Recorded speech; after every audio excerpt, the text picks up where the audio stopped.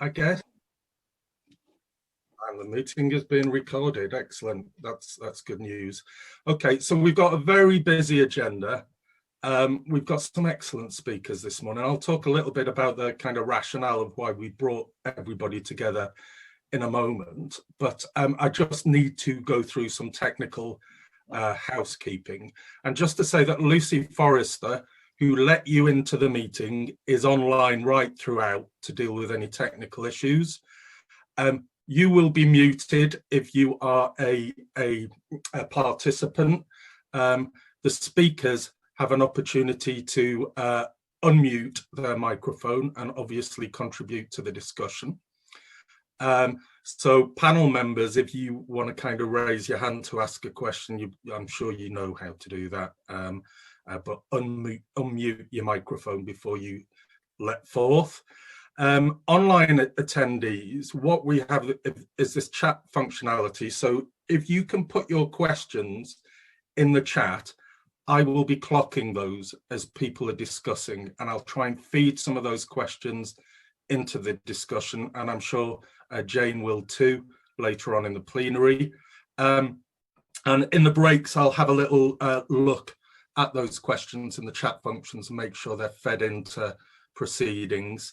The meeting's going to be recorded, and just to say at this point, none of your questions or observations are going to be lost, because Andrew will fill you in a little bit later on some plans we've got for capturing the activity today. So why have we brought us all together? Well, Andrew and I and colleagues in the university think it's really timely to have this discussion, particularly given what the public sector is having to deal with at the moment, but also as a result of the Future Generations Act, we're going into another round of wellbeing planning. Corporate change is resulting from legislation. We've got local and assembly elections, and not least, we're dealing with post-COVID recovery. So we're 5 years into the act. So it's a good time to pause and take stock and think about, future generations' growth and development. Second point is we want to take a collegiate approach to this. This is about bringing the academic and policy leads together, partnerships, leads, local government, Welsh government, public bodies, third sector bodies, but really importantly, the next generation of policymakers. So we've got all sorts of students from across the university who have patched into this, and we hope this can kind of inform you as you go forward into your careers. And then we've got these collective challenges, and today's an opportunity to dig quite deep and ask some really awkward questions. And I know you will. I will be asking some awkward questions. Jane will. So we actually address some of the stickier issues about planning forward into the future. And we want to provide a bit of space to explore ideas and opportunities and make no apologies for that, to create discussion, debate, and explore new ways of thinking about growth. And for the public sector people on the call, we think it's really important that you can share but also listen, and we reflect on how organizations may need to change and create the conditions for others to change around future generations and growth. So we've got some brilliant speakers. I'm so grateful for the speakers to kind of give half a day at a very busy time of year to push these thinking on these issues. So it's the beginning of a discussion, and I'm being very cryptic, but Andrew will reveal what we've got planned after this a little bit later on, so I'm bigging him up. But a big thank you for contributing. So I'm going to talk, just to set the scene, about some research that some of you may be familiar with. Andrew and I have done looking at public service boards and future generations. And we've asked two basic questions as we've looked at what's happened over the last 4 or 5 years. As a result of the Future Generations Act, is there a shift in public policy to focus on generations yet to come? Is there representation of future generations' needs? Because that's what makes this act special and really unique. So we've had a look at all sorts of plans, assessments, been real anoraks, dug into minutes of public service boards, looked at policy literature. re-looked at academic literature around future generations, and been speaking to people from elsewhere outside the UK on emerging practice. And we think this piece of research, and the research is available there, it's contributing to, on the web link, it's contributing to a book chapter as well. It offers ways of thinking about relationships between generations, approaches to growth and degrowth, the spatial dimension of well-being, and enhancing the voice of future generations. So it's a kind of reflection and a nudge. And we hope that this develops thinking among policymakers. And, you know, it's certainly starting to contribute to UK and international debates on governance for future generations. So that's the build-up. Okay. So this slide, really, when we reviewed what public service boards are up to, and these are bodies made up of lots of constituent organisations from the public sector, health, natural environment, local government, universities, all sorts of different organisations. What they've done in this first 5 years of wellbeing planning as a result of the Act is they've kind of very much defined shared policy agendas, so stuff they're probably working on already, and they've made general commitments to focus on improving well-being, but we're not seeing commitments for generations beyond the current generation. The second thing that's emerged from these 19 wellbeing plan processes is there's lots of activity around building an understanding of place. So all sorts of evidence gathering to enable public bodies to share data and understand their place a little bit more. And some future trends work has informed that. But it's very much gathering evidence on current conditions in the area. And we've got a sense through our work that it's not considering the livability of places for future generations yet to be born. There's also a lot of activity on integrating service delivery, so working better together as public bodies, which is great, but there's very limited reflection on how services might need to change in a locality in future decades.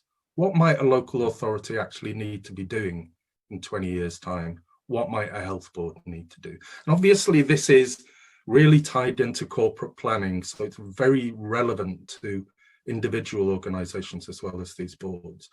And then loads of brilliant stuff on place-based service delivery, focused on the here and now.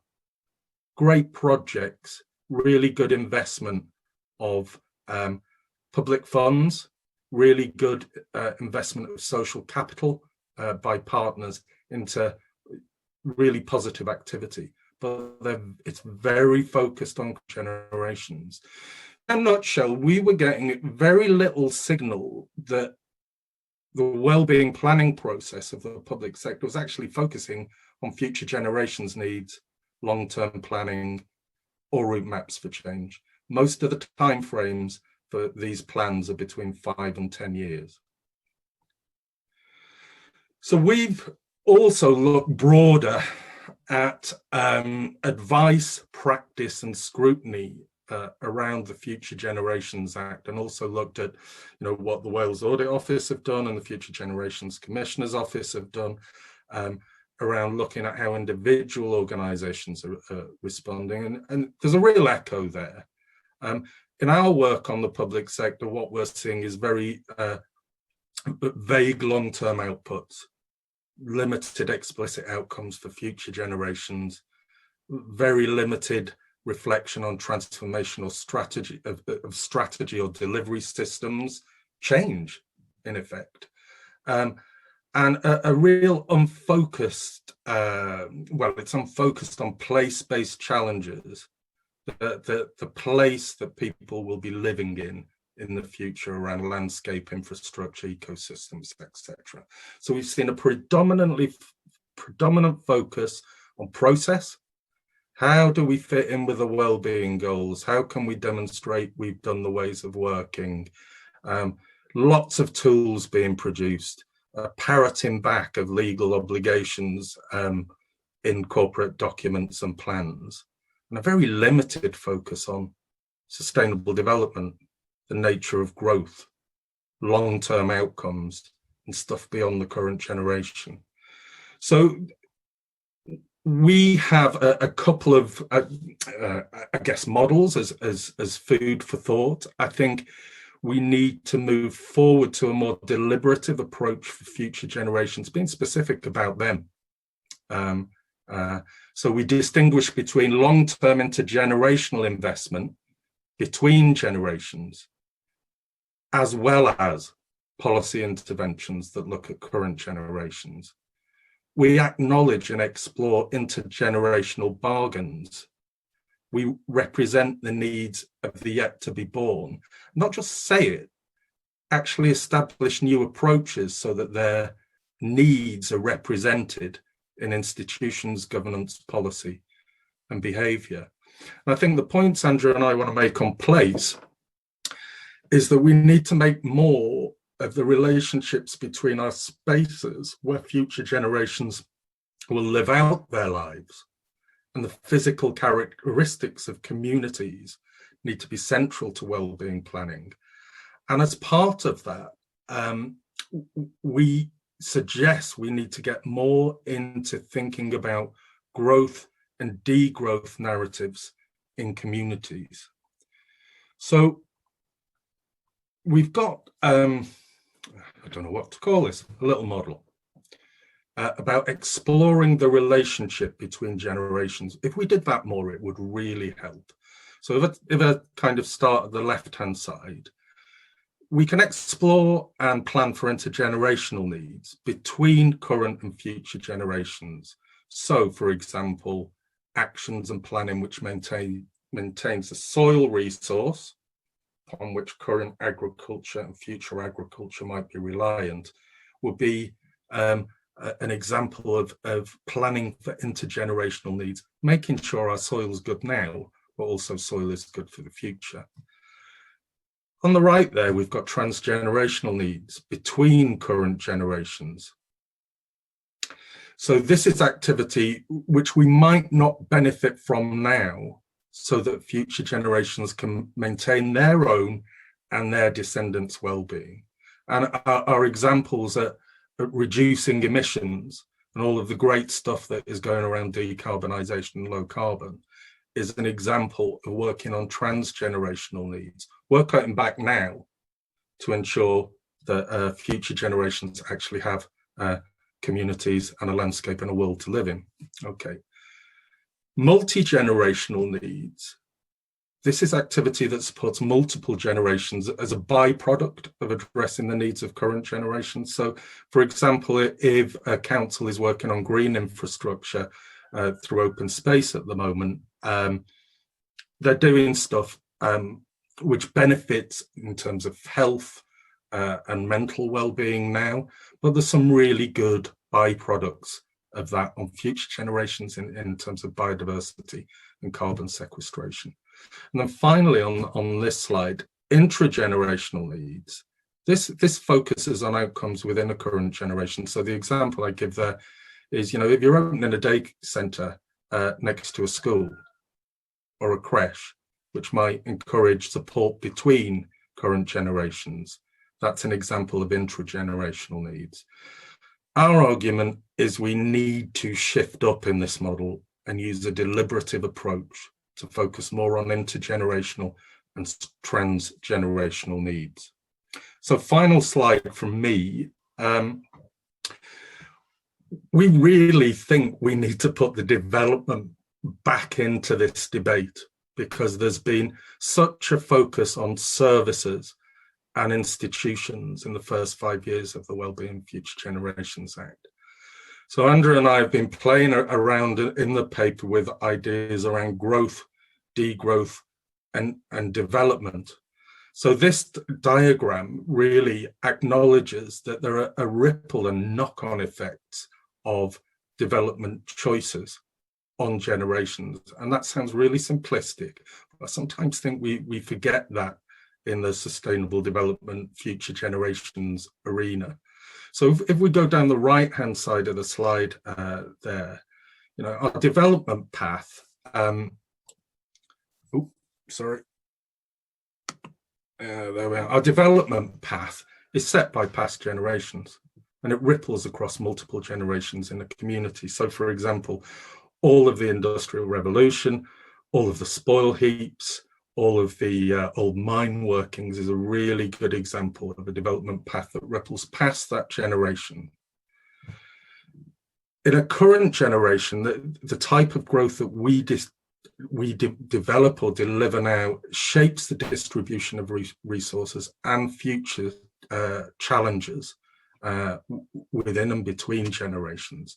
So if we take that example of a spoil heap and old mine workings, we're trying to develop around that now. So if you think of the Green Valleys Initiative as an example of taking that legacy from the past generation and trying to make good and actually get added value through that development. And the growth path that the current generation adopts will either address those legacies or pass them on to future generations. So this example of spoil heaps and old mine workings, all of a sudden the Coal Authority and Welsh Government are doing all sorts of work on monitoring spoil heaps because of landslips from increased rainfall, which will become more prevalent due to climate change.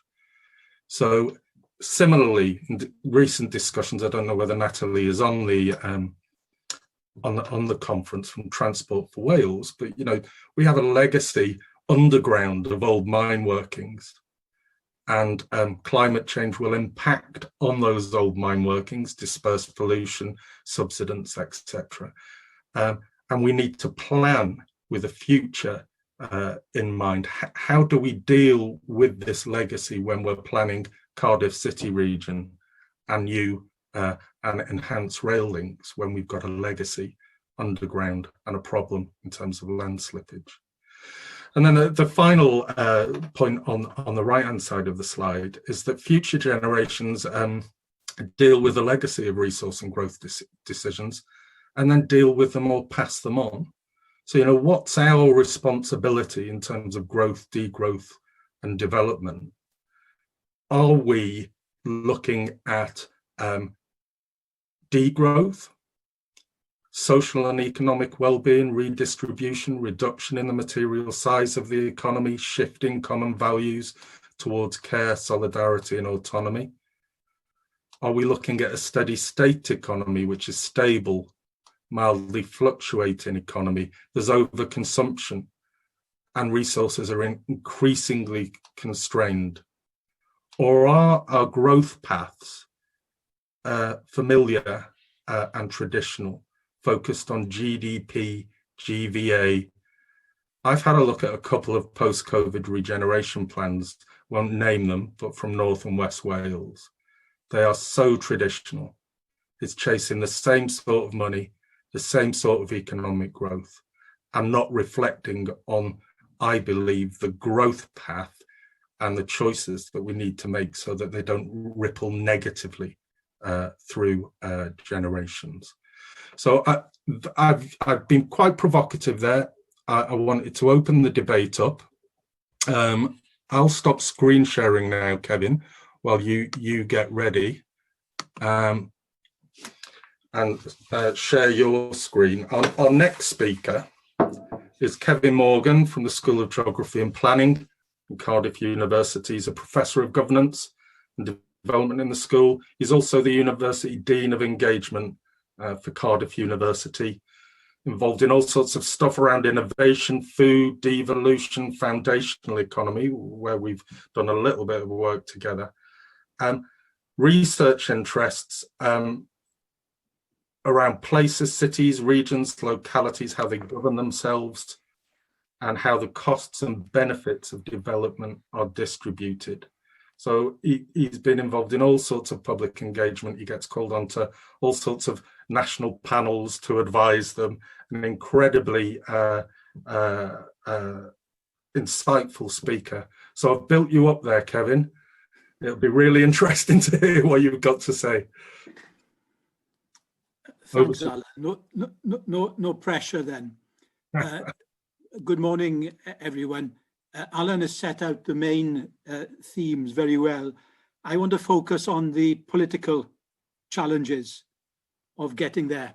And very, very quickly in the next 10, 15 minutes, I want to try to address these themes, to remind ourselves about the changing Welsh political context, to look at the new well-being metrics, the opportunities as well as the challenges, remind ourselves about our most famous piece of legislation and why it's challenging as well as compelling, and then give an example of the foundational economy and look at the implications of that as a well-being strategy and the challenges it poses for key stakeholders in government, universities, and civil society. In terms of our context, of course, we've got well-being legislation, which we're all rightly proud of course. It's probably the most innovative thing Welsh government have done in the first 20 years of devolution. And as we know, one of the great benefits of it is that it frames the way we view and value life. And I'll come back to that in a moment. We also need to be aware that the nature and character of government in Wales is changing more rapidly than maybe we think. The first 20 years of devolution was all about devolution to Wales, from Whitehall to Wales. And now we're talking about devolution within Wales and the creation of the four development regions of Wales. This is going to be an equally big challenge, it seems to me, because we're going to have to work with our regional organisations as well as with Welsh Government and, of course, with an increasingly assertive UK Government. What are the implications for our universities? We need to raise the ask of our universities in terms of their role as employers and in terms of partners with government, business and civil society. And as regards civil society, we've got to ask some really, really tough questions. Are civil society organisations and public service boards up to the task? Do they have sufficient capacity to realise the potential of our well-being legislation? Very, very quickly running through each of these. The well-being agenda, this is taken, by the way, from a recent report from the Wellbeing Economy Alliance, an excellent report exploring how we can move beyond the GDP, the gross domestic product metric. It's worth saying, of course, that GDP is not wrong. The problem with GDP is that it's partial, and that's why we need more multiple metrics. The problem is that we are now seeing a veritable explosion of different well-being metrics. I guess the most famous to date have been the Human Development Index developed by the UN, and more recently the Sustainable Development Goals, the 17 goals developed by the United Nations. The problem is that this creates a very fragmented agenda where we've got different metrics for different organizations, and nothing can compete as yet, if it's even possible, to have a single focused metric as powerful, albeit as partial, as GDP per capita has been up until now. So this is a big, big challenge. In Wales, by the way, we are exploring the TOMS framework, aren't we? In terms of trying to put some values onto our well-being goals. But that's something that we may talk about later. The Act itself, we're all very, very familiar with it. I put it here simply to make 2 points. First of all, we're dealing with 7 goals, 5 ways of working, and 46 indicators, all being addressed to public sector bodies that have been absolutely gutted by 10 years of austerity budgeting. And therefore, it's almost mission impossible to ask public sector bodies after 10 years of austerity to do justice to all our goals, ways of working, and indicators. And therefore, I think it's only right to say, while this is a truly compelling agenda, it is extraordinarily challenging and difficult to implement for public bodies, even without austerity, but with austerity, and now the twin challenges of COVID and Brexit is going to pose some big questions about our capacity to deliver in Wales. And the foundational economy presents us with a new model of development. It's a radically different kind of place-based strategy that aims to directly engage with the well-being of people and planet. And for those not familiar with the concept yet, basically it has two components. It focuses on material infrastructure, the pipes, the cables, the networks that keep our households connected in terms of water, electricity, digital connectivity, so on and so forth. So there's a material infrastructure level. And then secondly, there's a providential services, a whole bunch of services like care, health, education, public food provisioning, and so on and so forth. Taken together, this foundational economy nexus, if you will, accounts for between 30 and 40% of employment in every place. And what is so distinctive about a foundational economy lens, to my way of thinking, is that far from being socially and spatially exclusive, as many development strategies are, the foundational economy approach has something to offer everyone everywhere, because it's a positive sum game. That is to say, if you win, I also win, as opposed to, for example, a zero-sum game like foreign direct investment hunting is, whereas if region A wins the project, that means region B can't win it. So foundational economy is an inclusive strategy, and it builds connections between places and people. It's about solidarity for you and for me, and that's what's so distinctive. But again, it's an incredibly challenging agenda. Let me look at three implications for our three stakeholders. These points, by the way, are all the recommendations from Sophie Howe's new review of procurement in practice in Wales. Not the goals of procurement, but what's actually happening on the ground. And these were the recommendations for Welsh Government. I'm not going to read them all out. The slides are available for everyone. But let me just mention 2 points. First of all, the Future Generations Commissioner is saying that Welsh Government needs to raise its game in terms of using the legislation so that its procurement decisions are framed more robustly through the lens of the Act in terms of the Welsh Government's own activity. And secondly, the Commissioner is saying Welsh Government also ought to provide clearer and stronger guidance and leadership to all the other public bodies to help them to use the Act as a framing device for all their procurement. Procurement is so important because I often think of it as the sleeping giant of development policy in Wales, because we spend £6 billion every year procuring goods, services and works. And we need to make those budgets deliver more impactful results, to use procurement in a more strategic capacity. And that brings us back to things like the skill sets of public sector procurement professionals, how they need to be boosted and supported and raised in terms of the status of procurement professionals. So those are some of the challenges for Welsh Government. In terms of universities, we need to ask ourselves, to what extent, if at all, should the university curriculum engage with the goals and the values of the Act? I personally believe we should be doing much more in the university sector.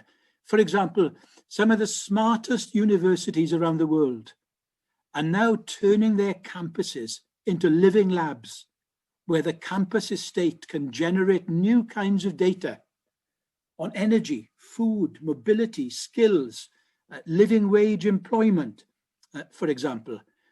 We don't collect the kind of data we're going to need to create a more sustainable country. For example, we don't know how many apprentices that we employ per £1 million spend of our procurement.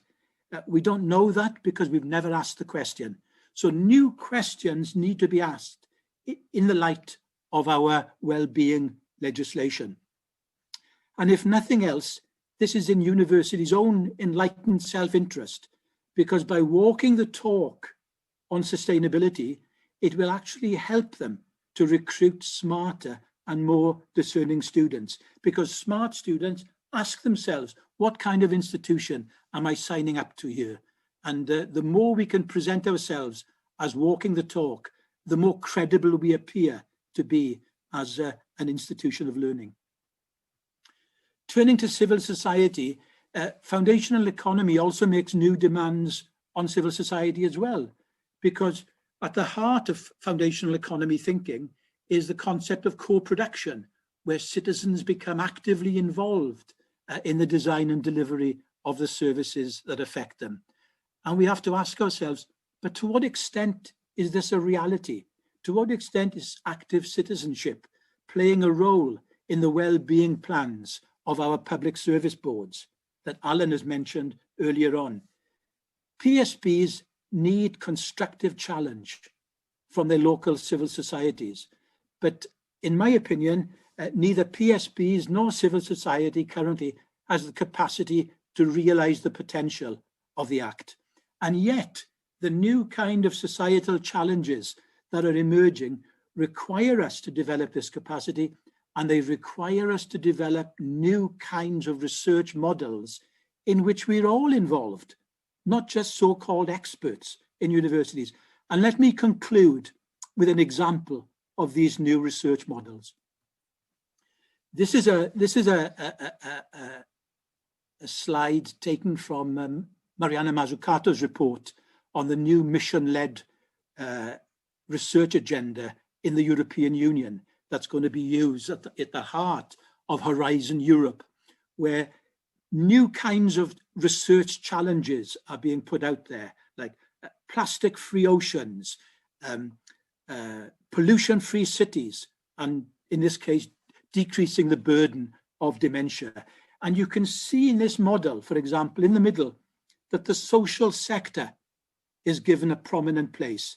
That is to say, civil society organizations are given parity of esteem with so-called experts in terms of thinking about how research questions are framed, how are they designed, and how are they delivered, accessing citizen science movements where community knowledge is respected and harnessed as much as before.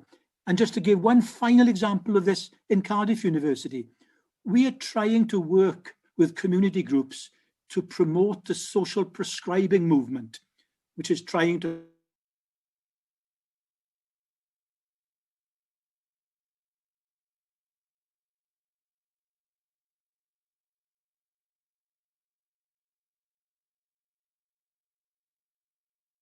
have a lot of knowledge, and academics need to learn to respect that knowledge and to work on it. And that's the way to develop more respectful and more impactful research models. Sorry to go on, Alan. I'll stop there. No, I like you going on, Kevin. It's good to get some passion into the debate, particularly taken by your challenges to Welsh Government and, you know, up in the ante. And I do wonder while that slide has gone, but, you know, where the future citizen comes into that discussion is incredibly interesting, because you provide a very strong argument about this being citizen-centered. What about those to come? So we can discuss that a little bit later on. Our next speaker, and this is a heads up to Andrew to start slide sharing, is Andrew Charles. Is it Andrew Charles or is it Rhys? It's Andrew Charles, yes. Andrew Charles from Welsh Government, who I've known for a very long time, incredibly adept civil servant. He's the head of Futures. I think he'll explain a little bit about his current role, but he's also been head of the Communities and Third Sector Unit, worked in the Cabinet Office, worked on the budget team, and was one of the civil servants absolutely at the centre of getting this act enacted, which sounds really simple, but I know from Andrew, my word, that was a task. So I'm going to hand over to you, Andrew, and really looking forward to hearing what you've got to say. Thank you, Alan, and I'm quite grateful that these cameras seem to rub away the lines that I generated from getting the Act through the Parliament. So, thanks very much for asking me to come along today, because I think this is quite a timely debate around, thinking about the future, given the context that we sit within Wales. So, as Alan sort of nicely introduced myself, I head up the Futures team. We sit in the Sustainable Futures division, recently been renamed, and our division has got a number of roles really to support better policy making, develop the policy profession, develop the policy tools that we have within Welsh Government. But we also have responsibilities relating to the Future Trends report, which I'll touch on, and supporting Welsh ministers and the Permanent Secretary to embed the ST principle. As Alan said, I was part of a fantastic team that supported Welsh ministers in developing the policy that led to the Wellbeing of Future Generations Act, but also have been involved in many of the activities to implement the legislation in the last couple of years. So I know most people on this call will know what the Act is. But I do want to go through parts of it, because I want to kind of touch on how in Wales we have designed in the future into quite what we think is quite a comprehensive legislative framework. And I want to touch on some of the things that were said by Kevin really around the devolution journey. Now we've got many pieces of legislation in Wales that have sort of shaped how we do things in Wales. But I'm just going to pick up on the main three for this discussion and go. And I don't want to go back too far, because I know there's people on the call, including Jane, who were part of that discussion back in 1998. And that was the promotion of sustainable development, which then developed into the Government of Wales Act 2006, which maintained that sustainable development promotion duty. But also in the 2006 Act, you saw the language, and I think there's a conversation here about language, picking up on Kevin's point around the number of well-being, sustainable development matrices that are out there, and that's where we saw the well-being sort of language come through in terms of Welsh legislation, and then that developed into the Wellbeing of Future Generations Act in 2015. And I'm just going to go through the architecture. You all know this, but it's useful just to go through, that our legislation sits within quite a global framework for sustainable development goals. We have developed in Wales through that national conversation a set of 7 well-being goals.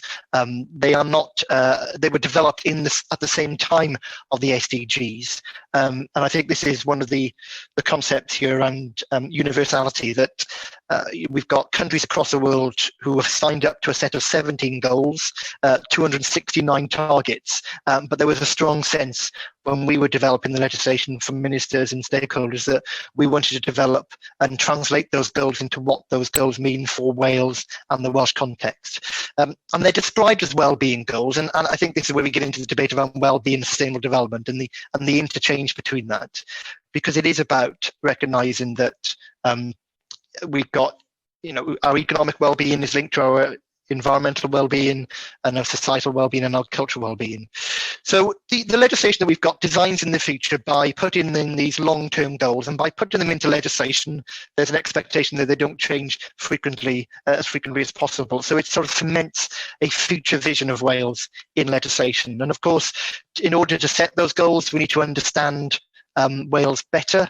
So we need to understand where those goals are, what the milestones are in achieving those goals, and what the future trends might look like. And that government report that we are responsible for every 5 years.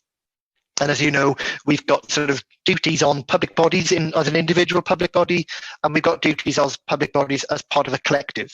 And I think there's an important distinction between the individual duty that public bodies are under in order to contribute to those well-being goals. And that's a recognition that no one public body can achieve those goals. And taking what Kevin has said around the context and the challenge of that, just writing it on a slide is easy to do, but the challenges of doing that in the context of austerity, climate change, Brexit, and COVID is of course increasing the challenges of public bodies to make and to maximise their contribution to those goals.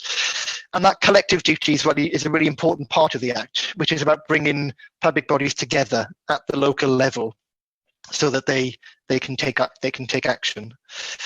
And of course, one of the ways in which we've legislated for the future and a different way of working is through the Sustainable Development Principle. And that principle is made up of those 5 ways of working, which I'm sure everyone can repeat without prompting. But of those 5 ways of working, we're in a sense trying to develop a decision-making and an organisational type response, because I think what we've had over the last 20 years around sustainable development, and we're seeing that now in terms of the wellbeing economy and donut economics, is you can have those frameworks and those visualizations that give a sense of the twin challenges we face, the conceptual challenges, but how do you drive the changes through what we use in legislation to get the different behavior change and the decisions that were made differently. And so that's why we have in the legislation the Sustainable Development Principle, because what we were trying to do, and we're still doing, is to make sure that the organisations put sustainable development at the heart of their organisation.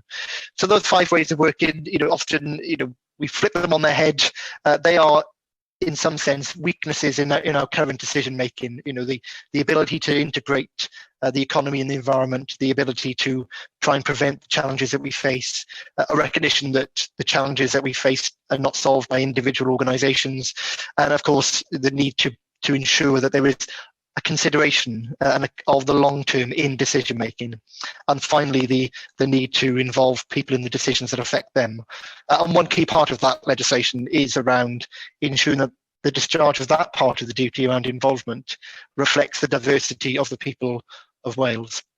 And of course, we then have the different institutions that were set up or amended, both in terms of the role of the Audit Office and, of course, the creation and establishment of a statutory Future Generations Commissioner for Wales, so that the work that was done prior to the bill and the Act in having a non-statutory commissioner was cemented in law and in perpetuity, hopefully, so that independent institution is there to challenge, support and encourage public bodies and government to think about the longer term. But we also have sort of within the Act kind of parts that's sort of designing the future, and the Act in some ways asks sort of key questions. It asks us to understand what has happened, and that's where the national indicators are provided. They enable us to understand what has happened because they're quite backward looking. We also have the ability, and designed into the Act, the annual wellbeing report, and that provides a narrative of what's happening and what's going on. And we also have provisions in the legislation to ask the question, well, what needs to happen and by when? And that gives us a pathway of change in various areas, whether that's climate change or Welsh language. But we also have designed into our architecture of the Act the question of, well, what could happen? And this provision in the legislation, which draws on best practice across the world, and there was an example in Australia that interestingly put this idea of an intergenerational report into what was called the Budget Honesty Act, which is a fantastic title for a piece of legislation. And that provision is about making sure that on a regular basis, government brings together a set of trends and understands what those trends mean for Wales. And I'll touch on the challenges of doing that in the current context as well. But we also have this 5-year cycle, and as Alan mentioned, we're now towards the end of that first cycle. We still haven't got to the end of that statutory cycle just yet. But that cycle is an important part of reminding and providing evidence and challenging decision makers across Wales around where we are and where we need to be in, and in some sense ask that question of the Wales we want. So we have the Future Trends report that starts that Senedd term conversation, and that concludes with Sophie's report to the Senedd and the Auditor Wales report as well. So what we're getting in addition to the statutory reports, is work like you've been doing, Alan and Andrew, around, well, what does this mean in practice, and what are the challenges of delivering the vision of the FG Act in practice, and where are we now? I do want to touch on the measures that we do have, and they are quantitative and qualitative. They are a set of 46 measures of progress. They're not this is how we are measuring Wales's progress towards those indicators, and they're not all GDP, they're GVA, and they're asking questions around loneliness, they're asking questions around building performance, they're asking questions around heritage, as well as how people feel safe and secure in their area, to give a sense of that well-being aspects of Wales. And as we know, we've got sort of really useful insight now from the Future Generations Commissioner in terms of that 5-year report. I can't do it justice on one slide because there's lots of insights in that report, but there are some really useful positives from that work that shows that there is a change in narrative, a change in discussion. And I think if anyone's been sort of tracking the debates around COVID in Wales over the last 6 months, I think you see a lot of language around looking to the longer term and drawing on the Wellbeing of Future Generations framework in framing that discussion around Wales post-COVID and looking to that longer term. And some of the work from the Auditor General also has highlighted the need to think more around the future. I mean, similarly, there are some similarities between Sophie's report and Adrian's report, both picking up the need to build up better capacity and capability and application of futures thinking, and in particular around citizen engagement. And so those are areas of improvement that we're looking at as a government. And so the challenge we've got, and everyone's got really, is how do you understand the future, which is one of the asks of the Future Generations Act during a period of significant change. And I'm sure you've all, if anyone's on social media, you've seen this diagram, and I think there are different versions of it which talk about biodiversity as well. But it's given the context of looking to the longer term, not just the next 5 to 10 years, but looking beyond that, which is one of the emphases of the Act, and how to do that in a period of quite considerable and unprecedented, to use a term, change. So we are currently starting the kind of preparation of the next Future Trends report. The first one was done in 2017, updated in 2019, to build a Future Generations report from government that can support decision making, both within government, but within public bodies that's subject to the Act, but also to feed into national discourse around the changes that are coming down the line. And some of the areas that we're looking to improve around that work is around its awareness and accessibility. At the moment, it's a sort of static 5-year document, and we want to sort of see how we can develop that into a more of a live resource, looking at how people use and apply it, what the data is. There's some areas that we've identified around inequalities and inequalities. What is the future of inequalities within that report? So we're identifying those gaps and trying to fill them over the next 12 months. But there's also work to be done around, well, how do you apply these future trends? And I think that provision in the Act is, whilst it's only a 5-year requirement, what it's trying to do is integrate evidence around the future to understand what are the likely trends that are going to affect Wales and our communities. And part of this is around the generational challenge, which I'll pick up on, I guess, what Alan, you set out, these definitional perspectives of generations and intergenerations. And I think, what we have under the Future Generations Act, we've got this sort of well-being framework, which recognises that the environmental well-being of our environment in Wales, including, I guess, which is specified in the legislation around global environmental limits that we work within, is how does the environment sort of impact on our economy and our economic well-being, and that the resources and services it provides for our economy, and what does the economy look like in the future?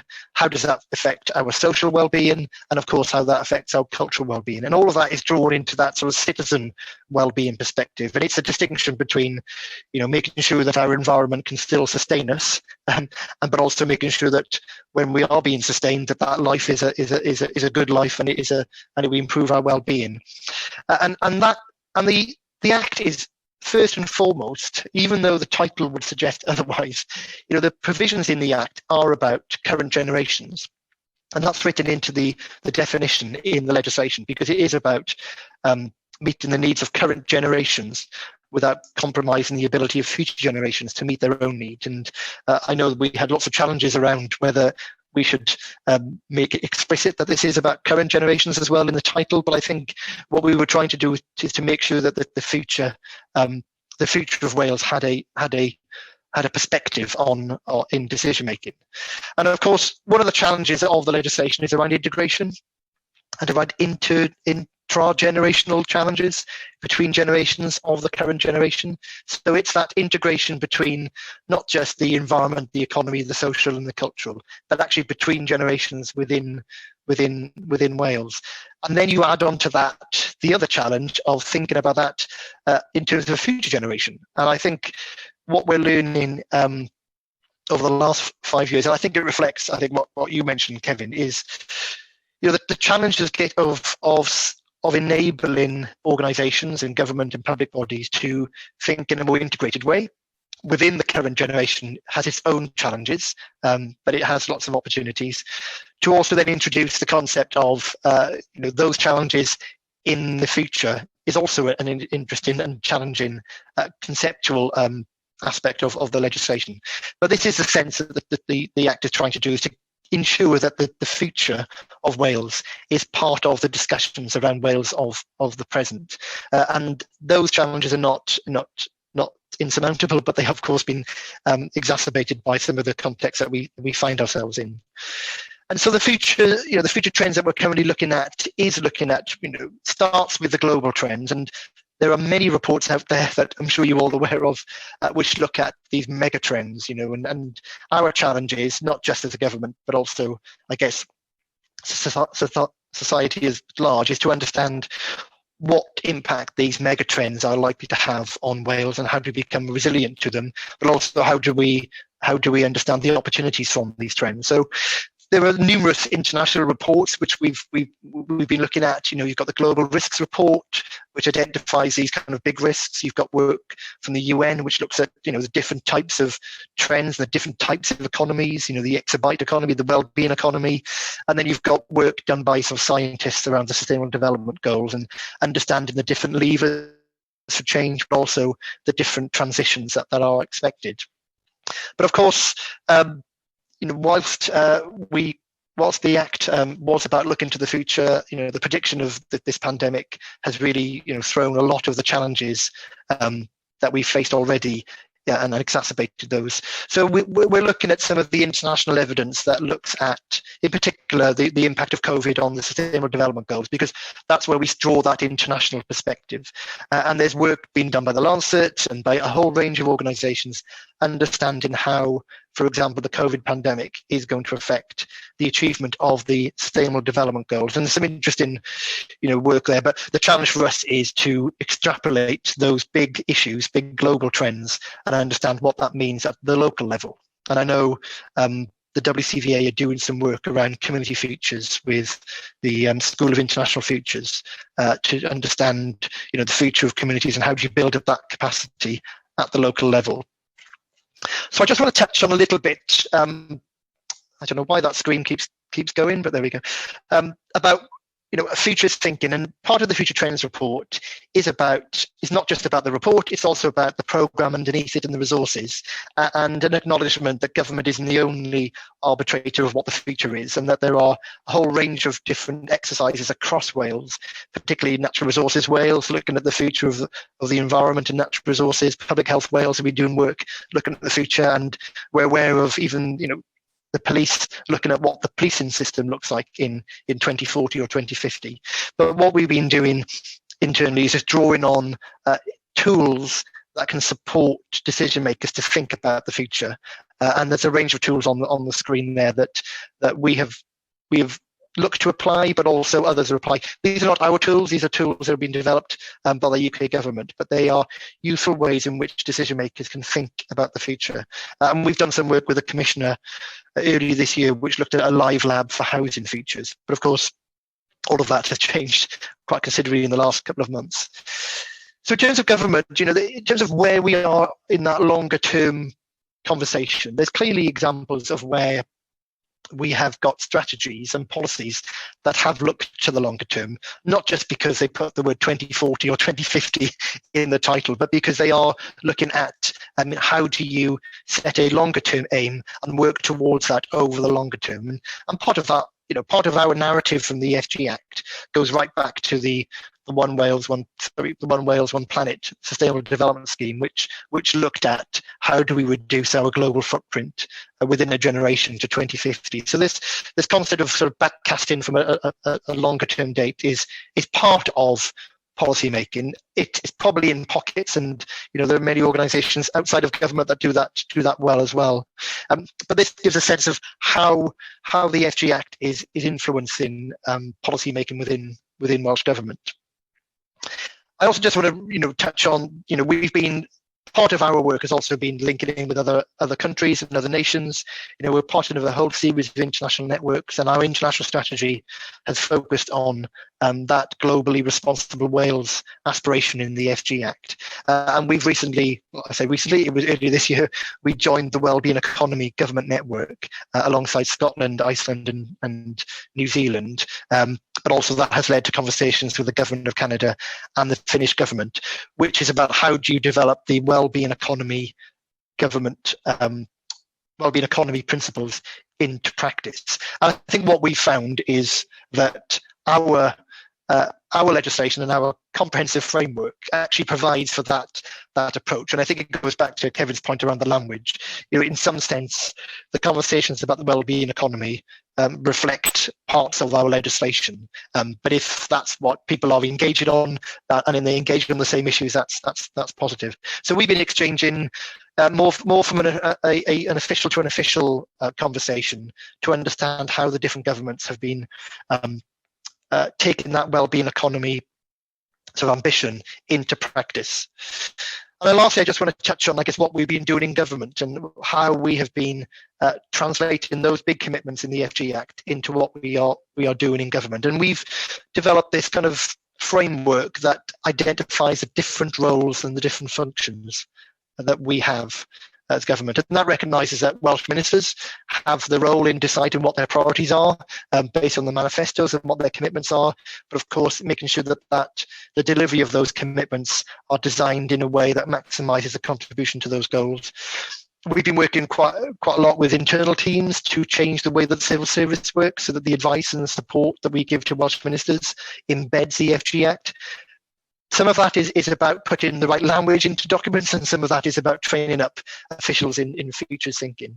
There's also a role for us in enabling others and the relationship we have, but there's also a really important role which goes back to the earlier work around the future trends, which is how do we understand Wales now and in the future, and ensuring that picture of indicators, milestones in the Wellbeing Report and the Future Trends Report is part of that framework. And of course, in the last couple of weeks, you would have seen work from the Council General and the First Minister around COVID reconstruction and how the ESG Act has influenced that work and the commitments we've been making around COVID reconstruction. So I've given you hopefully a quick run through. Apologies if it's been things you already know, but I wanted to give a reflection on some of those elements of the legislation and how we're drawing that out in our daily practice. Thank you. Thank you, Andrew. You very skillfully filled the time gap there. You had a bit of extra time, which means I'm going to be harder on you in the question and answer after. But really fascinating to listen to Welsh Government's interpretation of the Act, which of course is ours. It's everybody's. So it's really interesting to understand how you're framing it in your work, and we'll get into more of that in the question and answer session later on in the morning. Hello everybody, welcome back. We're really lucky to have Deborah Hardoon joining us. She's the head of evidence and analysis at What Works Wellbeing. She leads the centre's research, heads a team, got lots of evaluation and analytical expertise. She's an economist by background and previously deputy head of research at Oxfam, GB, and research manager at Transparency International. Have I got all of that right, Deborah? Anyway, over to you. Great, Okay. thank you. Okay, so let's share screen. Okay, you seeing that okay? Yeah. Okay, so I've got about 15 minutes and I'll be taking a step back from the specificity of the Welsh context and talking a little bit more about the relationship between growth and well-being, but making the case for well-being and the growth of well-being to be the ultimate objective we're looking for, and everything else is just inputs. It's just instrumental to achieving improvements and growth in well-being outcomes, either positive or negative inputs, right? Rather than choosing an economic growth model, be it circular degrowth or whatever, actually through focusing on optimizing well-being outcomes, the right kind of economic and distributive policies should follow. So I'm going to give a little bit of that framing, and then I'm going to talk specifically about COVID, what we know from the impacts of COVID on our well-being, and what that tells us about building back better and policies for the future post-COVID. So as I said, growth of what? Growth is typically shorthand for economic expansion, increasing output, wealth accumulation, and is shorthand for societal progress. I don't need to go into why GDP is a limited measure of progress. That's very well established now. So I'll just say that the kind of growth that the What Works Centre for Wellbeing thinks should be the ultimate measure of progress is wellbeing growth, and not limited to thinking about growth in an economic context. We think that should be the target, and most people in the UK agree with us. A majority of 87% of UK adults prefer greatest overall happiness and well-being rather than greatest overall wealth for the society they live in. Now, one aspect of well-being, however you're conceptualizing it, is personal subjective well-being. So this is a really important aspect of well-being, which I'm just going to hang around on for a few minutes, because it's really valuable as a very democratic measure of well-being, because you're asking people directly how they feel about their lives overall, how happy they are, how anxious they are, and not presupposing that the conditions that they're in and that the life they lead is creating well-being for them. So that's important. But it also means that you're very deliberate about counting everybody in society, because everybody has an answer to that question. So here you get a good sense of the distribution of well-being outcomes, who is happy, who is sad, who is satisfied, who is anxious. But also it means that you can be explicit about happiness of somebody today and tomorrow, and happiness of people into the future. So by counting individuals and their own life satisfaction, happiness, anxiety, it gives you some tools to be thinking about distributive aspects of well-being, both within the current generation and across future generations too. Now, this chart shows that actually in the UK, on average, well-being has been okay, and actually steadily increasing over years prior to 2020. And what we also know is that money, income and wealth, and the growth of that is also good for our well-being. This is data collected by the Gallup World Poll, which shows that in richer countries, people are on average happier. And within those countries, richer people are happier than poorer people. So yes, an aspect of economic growth and an increasing income is good for our well-being. Deprivation, poverty, both relative and absolute, is really bad for our well-being. So we do need some economic factors to be considered into our understanding of what makes people better off from a well-being perspective. Also, we know that jobs are really important for our well-being. So this data comes from a systematic review that we did at the centre, which was looking at people's changes and transfers between employment and unemployment. And we know that losing work is really damaging for our well-being. And the longer that we are out of work, the worse it is for our well-being. So again, complementing this narrative that actually that economic stuff really does, of course, matter. We know that higher incomes are good for us, and we know that good jobs and the availability of jobs and for people to be in work is good for our well-being. Complementing that, there's also an increasing body of evidence that shows that well-being in turn then improves productivity. So firms do better, increase sales, have more creativity, better relationships between employees within that firm enables firms and output to actually increase. So there's another nice complementarity between some of the more traditional measures of economic progress and well-being outcomes. So these two things don't necessarily have to jar. There is a lot of complementarity. We also know that at the individual level, higher pay tends to be correlated with higher levels of life satisfaction. But that's not all of it. That's not the whole picture. And of course, this comes back to the limitations of just looking at GDP as a measure of progress.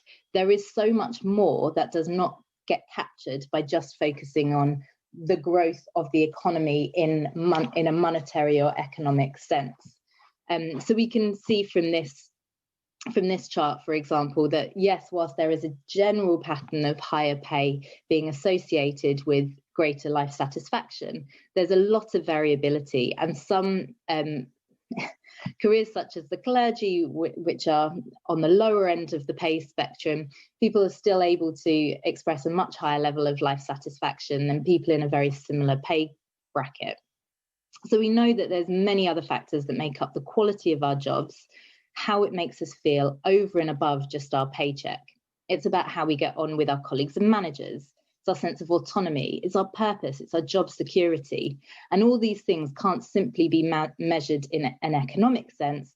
And some of the economic growth measures may in fact work to the detriment of well-being outcomes for individuals. Going back to what I was saying about those self-reported measures of well-being being important to capture the distribution of outcomes, and thinking about that chart that I showed that demonstrated an average improvement and relatively high level of well-being in the UK, we also know that within the UK, there are many people that are really struggling despite, pre-COVID again, a relatively healthy economy with low unemployment rates. So we know that health is really important, and it's the strongest factor associated with people saying that they have the poorest level of well-being. So where does health come into this? Also disability. That was a really strong driver of people having a likelihood of reporting low personal well-being. And in terms of work, people doing unpaid family work, which is work that doesn't get included and added up in our understanding of economic growth and outputs and productivity, was also a really important determinant of whether or not people were likely to report low personal well-being. So these aspects, which are really important for the people with the lowest well-being, are not a part of our current economic growth thinking, and so must be included when we think about a well-being growth agenda that really tackles well-being inequalities. Another really important finding, I think, is that when we look at the population overall, we see this trend where people in their 40s and 50s systematically report lower levels of life satisfaction and higher levels of anxiety, lower levels of worthwhile, lower levels of happiness. So all the stuff that people are doing, even though work in and of itself is good for us, all the work that we're doing, which is churning out all this economic output, seems to be associated in those years, in the 40s and 50s, with much lower levels of life satisfaction and higher levels of anxiety, which can't be good for us. So there's got to be more about the design of our societies, the design of our work, the design of our outcomes that we're interested in that can support people across the generations. So that's the kind of overarching point, that growing well-being and reducing well-being inequalities is the goal, and it's about creating a shared vision for progress. And to do that, we need to look at the external conditions, the environment of which the economy is part of. It is an instrument that can improve well-being, but it's also looking at personal capacity, mental health, our responses and our resources and our feelings and emotions, as well as collective and shared well-being. So social capital measures, the things that put in place infrastructure and investments that enable us to be well together. And I think there's lots of frameworks, as has been mentioned, visualizations like the donut, dashboards and indicators like the 46 indicators you've got in Wales that seek to do this. But the challenge is coming up, as Andrew said, you need some decision-making criteria. How do you turn this very kind of visual or dashboard of indicators into a decision that will mean you're doing something differently, that takes into account the trade-offs between these different aspects of well-being and the trade-offs between the different people over different times or between different generations. One way to do this is looking at those personal subjective well-being indicators as the primary metric, which is still limited but is better than a kind of economic focus. And the good news is that the science behind all of this, in terms of measuring impacts on subjective well-being, is really going from strength to strength. Social prescribing has been mentioned already as well, and there's some good studies now that are looking at the impact of social prescribing on well-being outcomes. You can quantify this, you can measure this and say, yes, these are having these kind of impacts for these sorts of people, and put your money where your research tells you to go.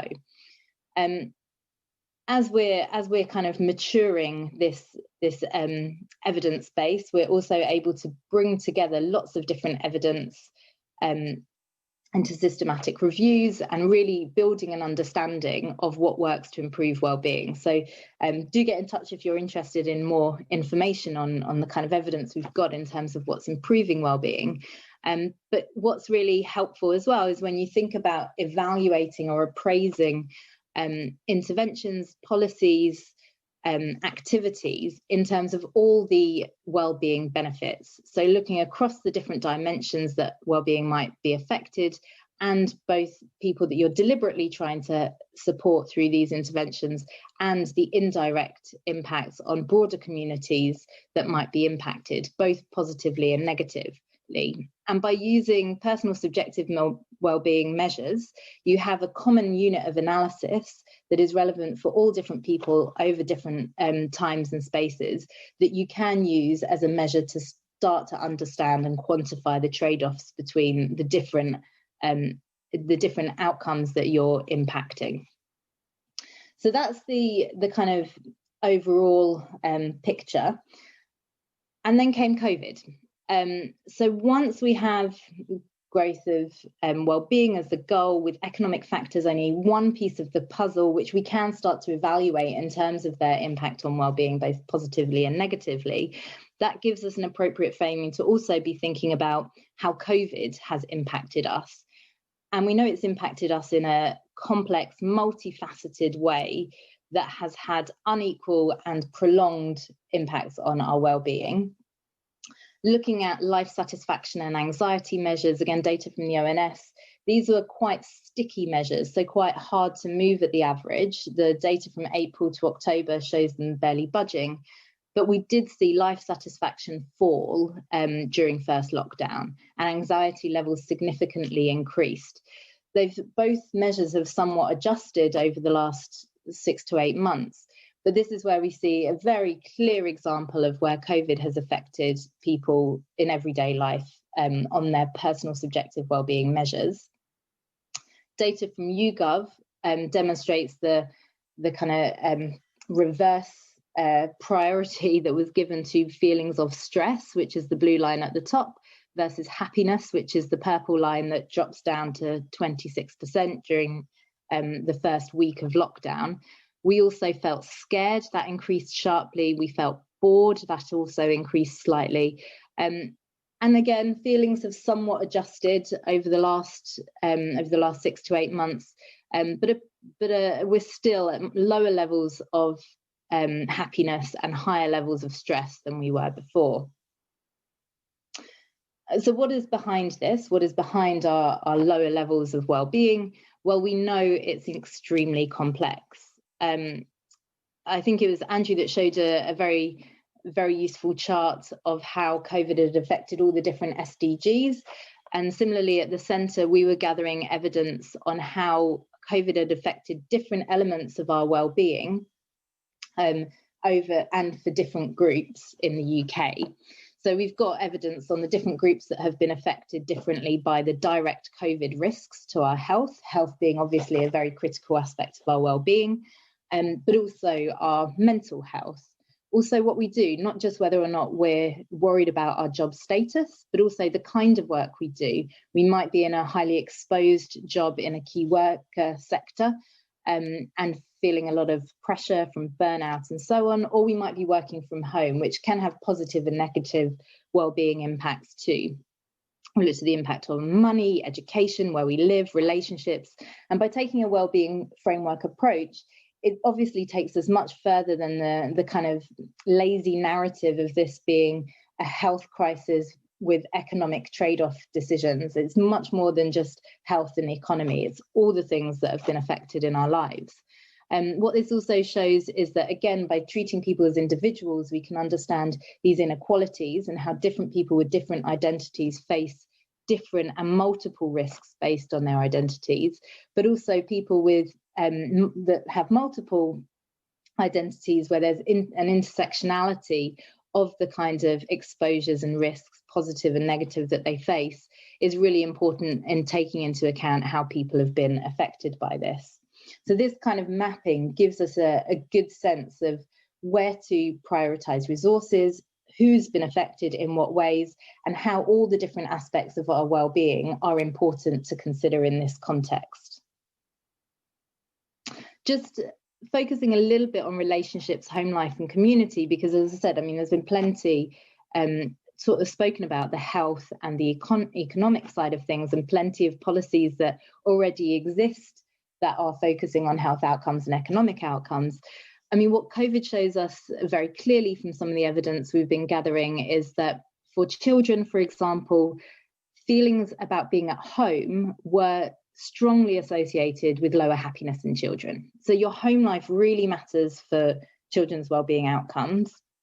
And many children actually had improved relationships with their parents where they're in a nurturing and positive home environment.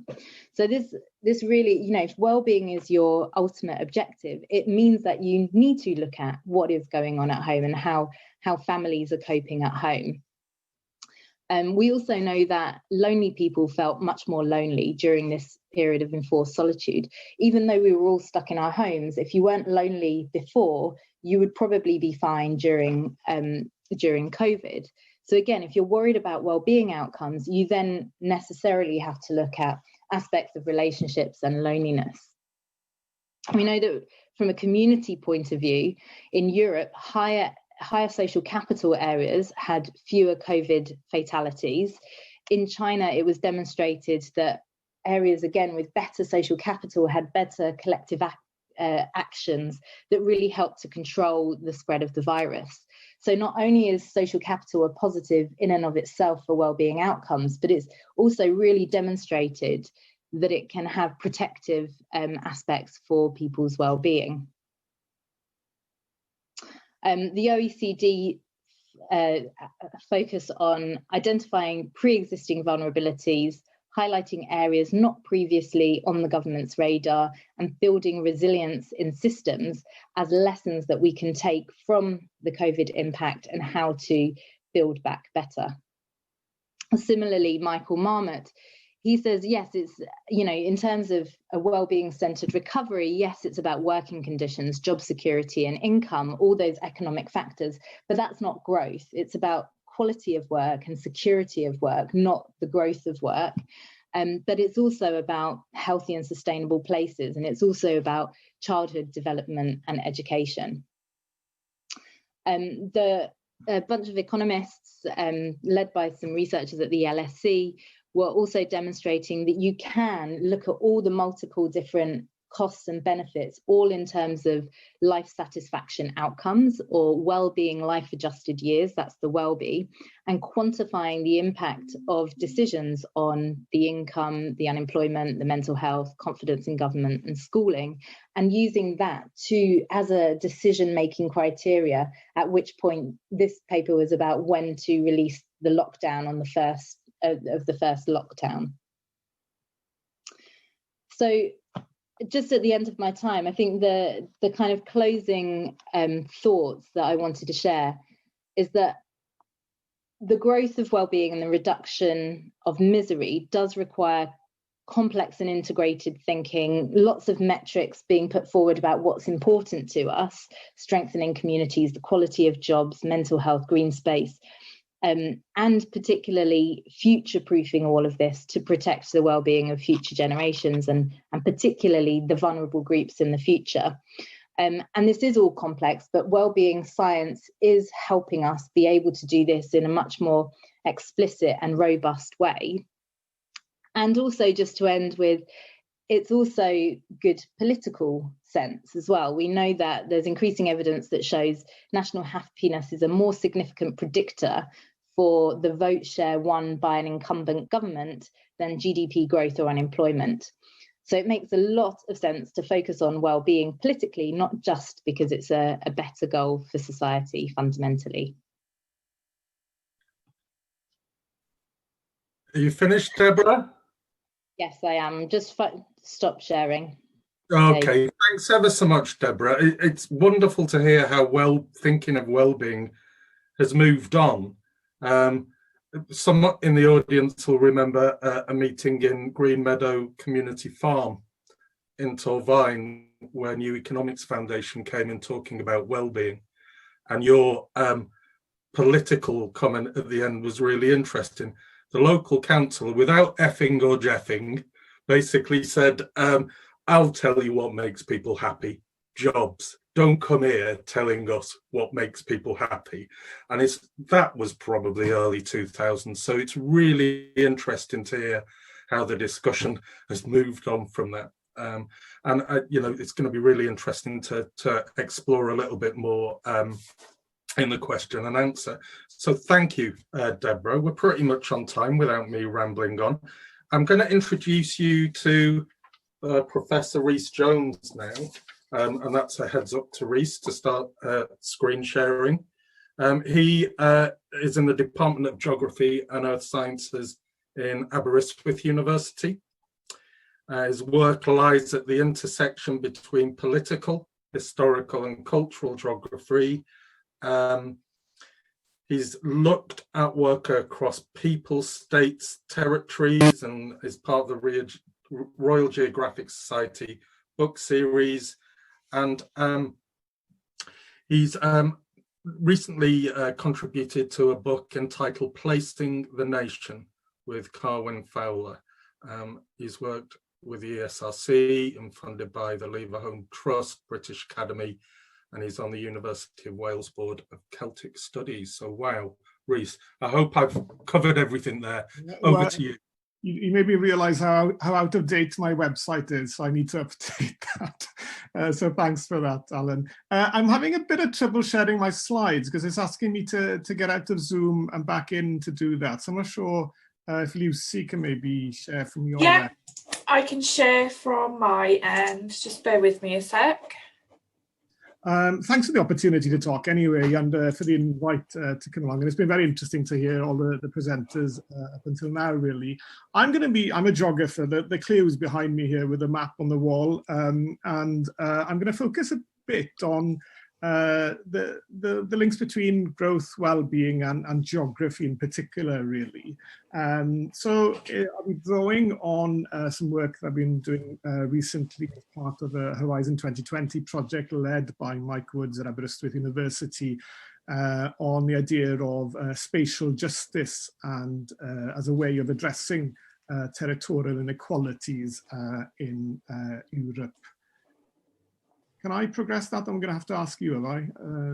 Lucy, sorry. Yeah, you'll have to ask me, but that's fine. I'll move between slides if you just let me know when. Yes, that's fine, I think, for you to go forward now. And if you see me getting to the end of whatever's on the slide, please move forward as well. In terms of what are we talking about, I'll be talking, very briefly about the need for a geography of well-being and growth, and then going through different options then in terms of how we might approach that geography of well-being and growth. Looking at mapping, looking at the idea of scale and the significance of that. And then in the final substantive section, really looking at the need for us to consider how issues of space and scale actually have an impact on how we understand well-being, how we define it, how we measure it, the potential ways of addressing challenges in relation to well-being and growth. So that's the overall shape of what I'm going to be discussing. Now, obviously, is there a need for a geography of well-being and growth? Well, yes, you'd expect me to say that as a geographer, but just to highlight a couple of key themes here.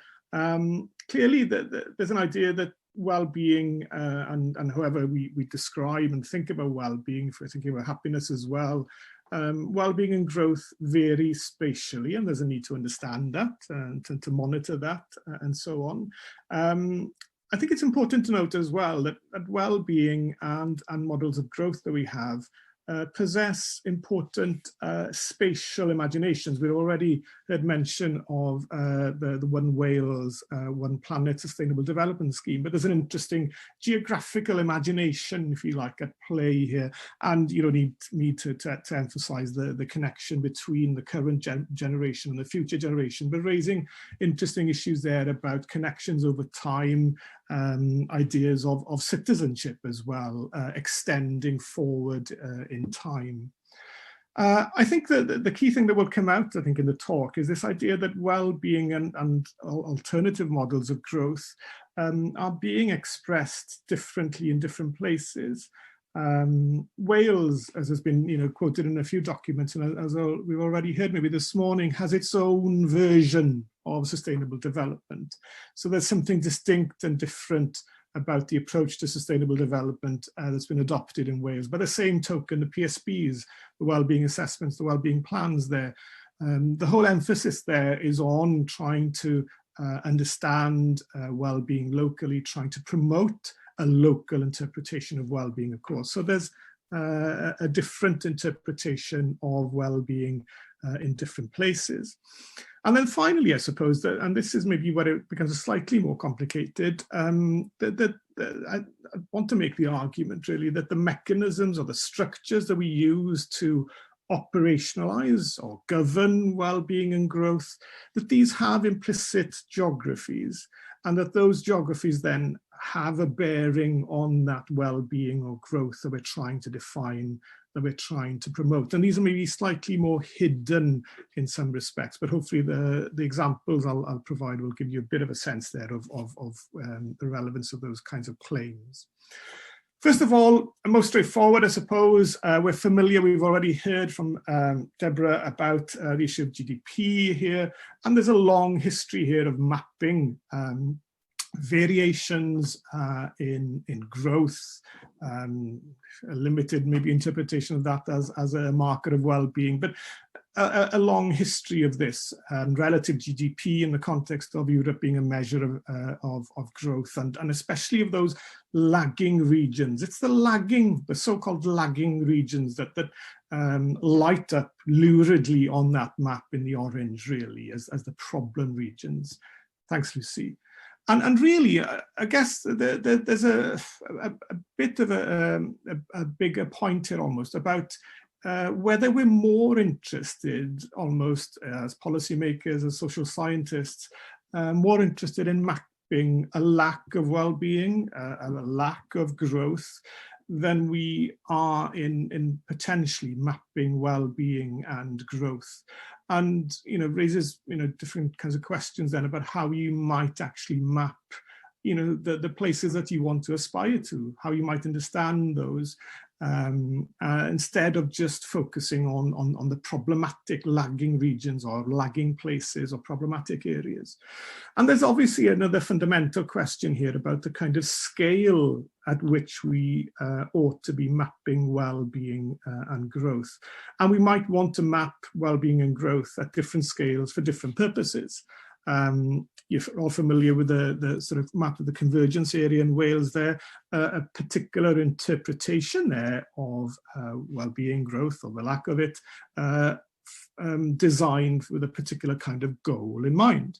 On the left-hand side, you've got the Welsh Index on Multiple Deprivation, providing a very different kind of interpretation there of a lack of well-being, if you like, in terms of deprivation. Now, the question, is an open question about what kind of scale do we want to be mapping at? How fine-grained do we want those maps to be, and for what purpose? And the overall question, really, that we need to consider here is, to what extent do our maps make well-being and growth, and their opposites as well, to what extent do they make them more or less legible, understandable, measurable, and for what kind of purpose?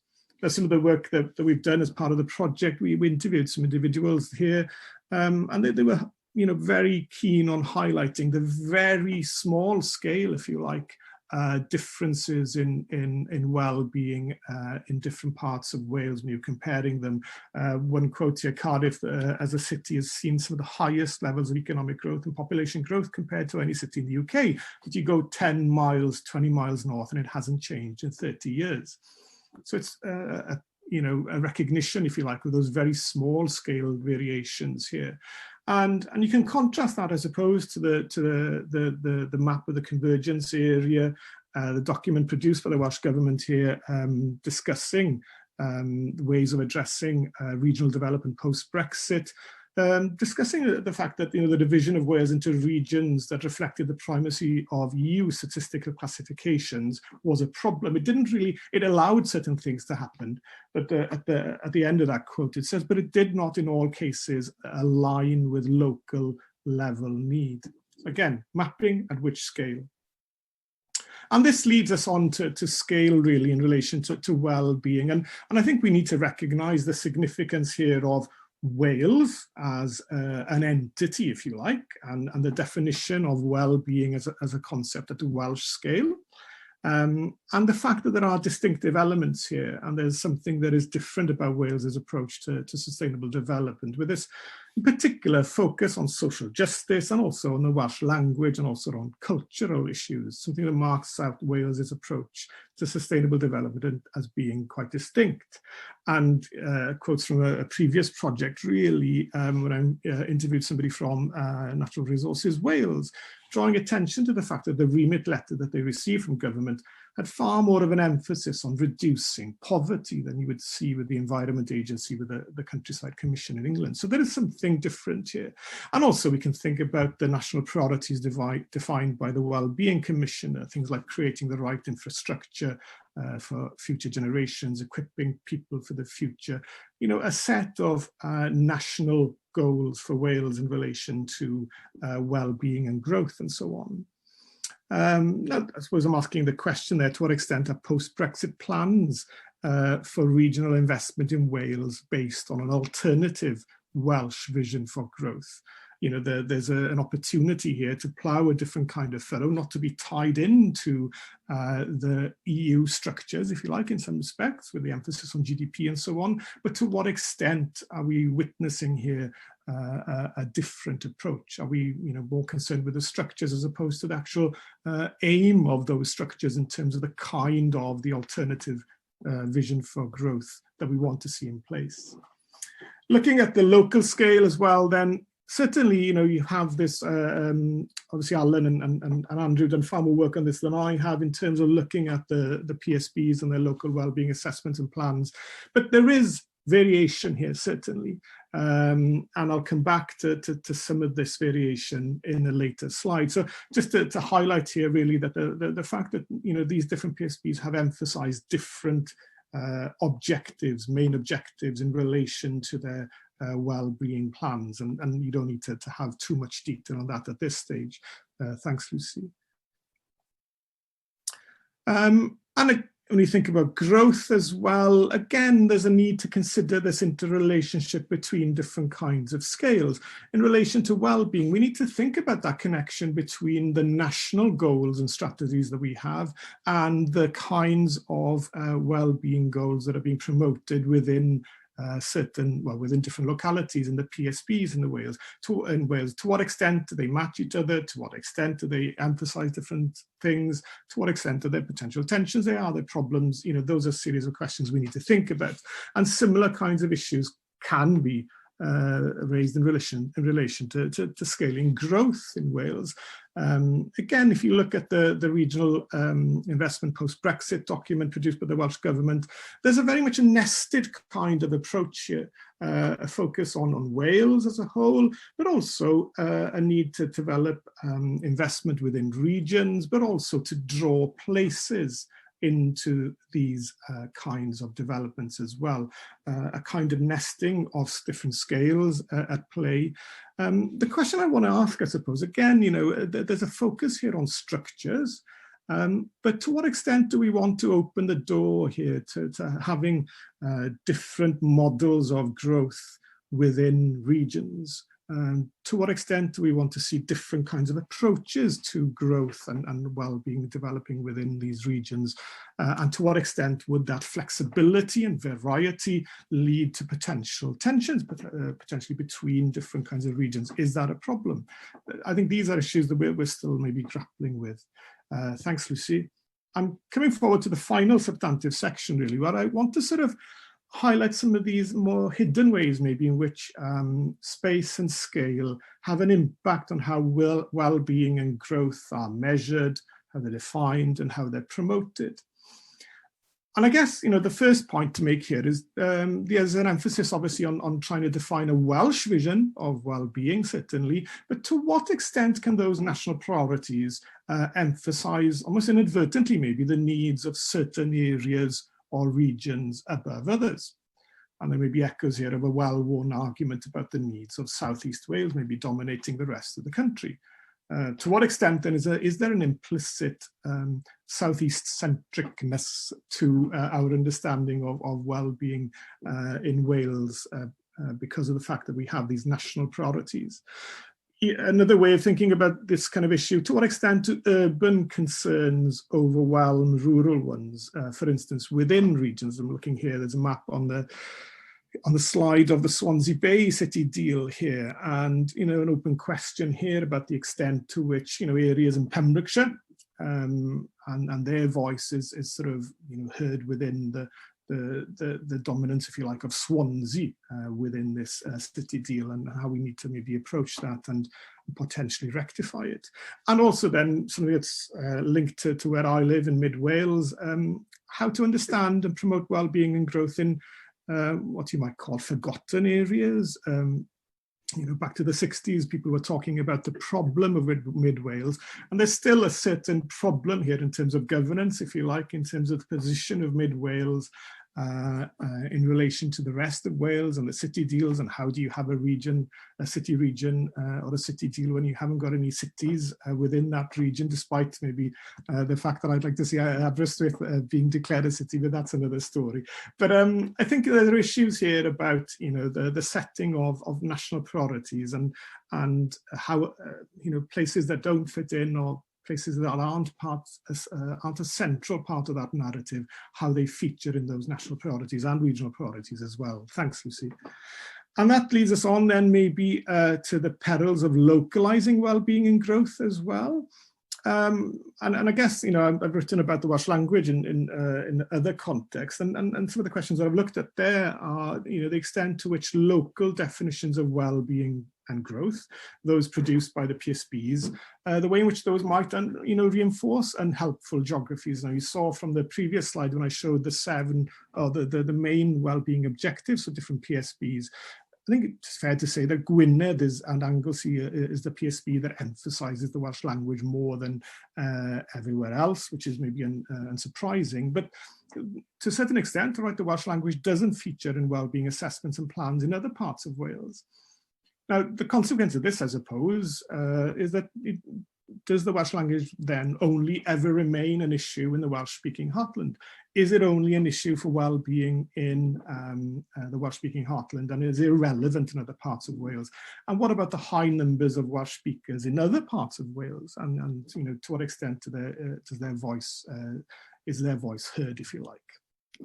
Sorry, Ed, if you can move on. Sorry, Lucy. And similar kinds of issues can arise at micro scales as well. And this, you know, brings me on to an issue about, you know, at what scale should data about well-being be collected? You know, these are the community areas on which the Pembrokeshire PSB collected its information. And all right, you know, again, we're back to the Welsh language here in some respects, but it applies maybe to other kinds of issues as well, and other kinds of well-being goals. To what extent are those three areas, a PSB separated into just three community areas, to what extent is that way of approaching things sensitive, if you like it, sensitive enough to the differences, the internal differences that might exist in somewhere like Pembrokeshire? So scale has an impact there on the way in which we operationalise well-being, certainly. Okay, I think the issue of measurement and comparison has been mentioned already, sorry. What we're seeing, if you like, is a move away from generic and common definitions of well-being, quite limited ones if you think about GDP, to more plural ones, potentially to more locally defined ones as well, with different kinds of regions, different kinds of areas having different ways of measuring their own well-being. And it does raise broader issues then in terms of how you might compare across from different countries, different regions, different places. To what extent is that important? Do we want to still be able to compare ourselves to other kinds of places and how they are doing? And a broader question that arose in relation to the Imagine project as well. Against whom should we be comparing ourselves? Should it be Baden-Württemberg and Catalonia as we used to do? Or, you know, some of the people that we interviewed, civil servants we interviewed as part of Imagine, said maybe they were more interested in Scotland and the northeast of England. Or should we be looking at the comparisons between Cardiff and Pontypridd? When we look at well-being and when we measure it, against whom should we be comparing ourselves? And then there's a final point here, which I guess is trying to ask the question about whether we need to move, or whether we can move beyond territorial visions of growth and well-being. And in that respect, I'm maybe harking back a little bit to the Wales Spatial Plan, but, you know, asking the question really, are there more relational connections that can provide the basis for well-being and growth?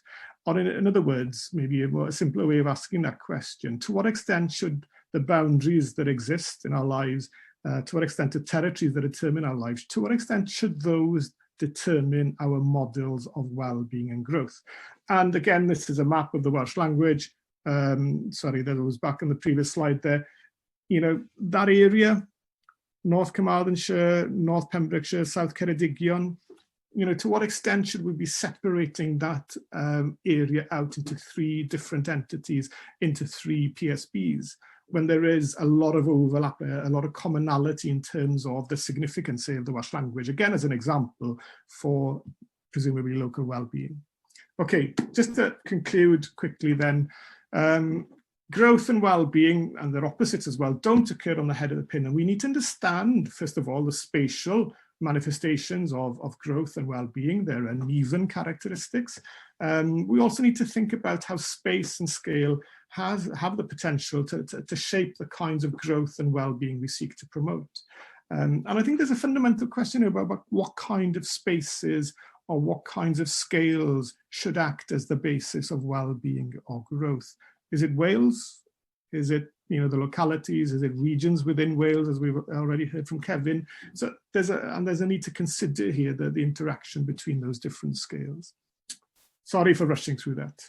Sorry, that's the, you know, you can turn it off now. Thanks, Lucy. Diolch yn fawr iawn, Rhys. That was fantastic. As a geographer, you're never an ex-geographer, are you? But as a geographer, I found that really fascinating. And we're going to pick up, I think, on some of those themes in the question and answer. I just, before we go for a quick 5-minute break, because we're pretty much on time, I'd just like to bring Kevin in. Are you still there, Kevin? I know you've got to go off to be involved in the foundational economy network, another meeting, really good network. Have you got any kind of thoughts, Kevin, just off the cuff on what you've heard this morning so far?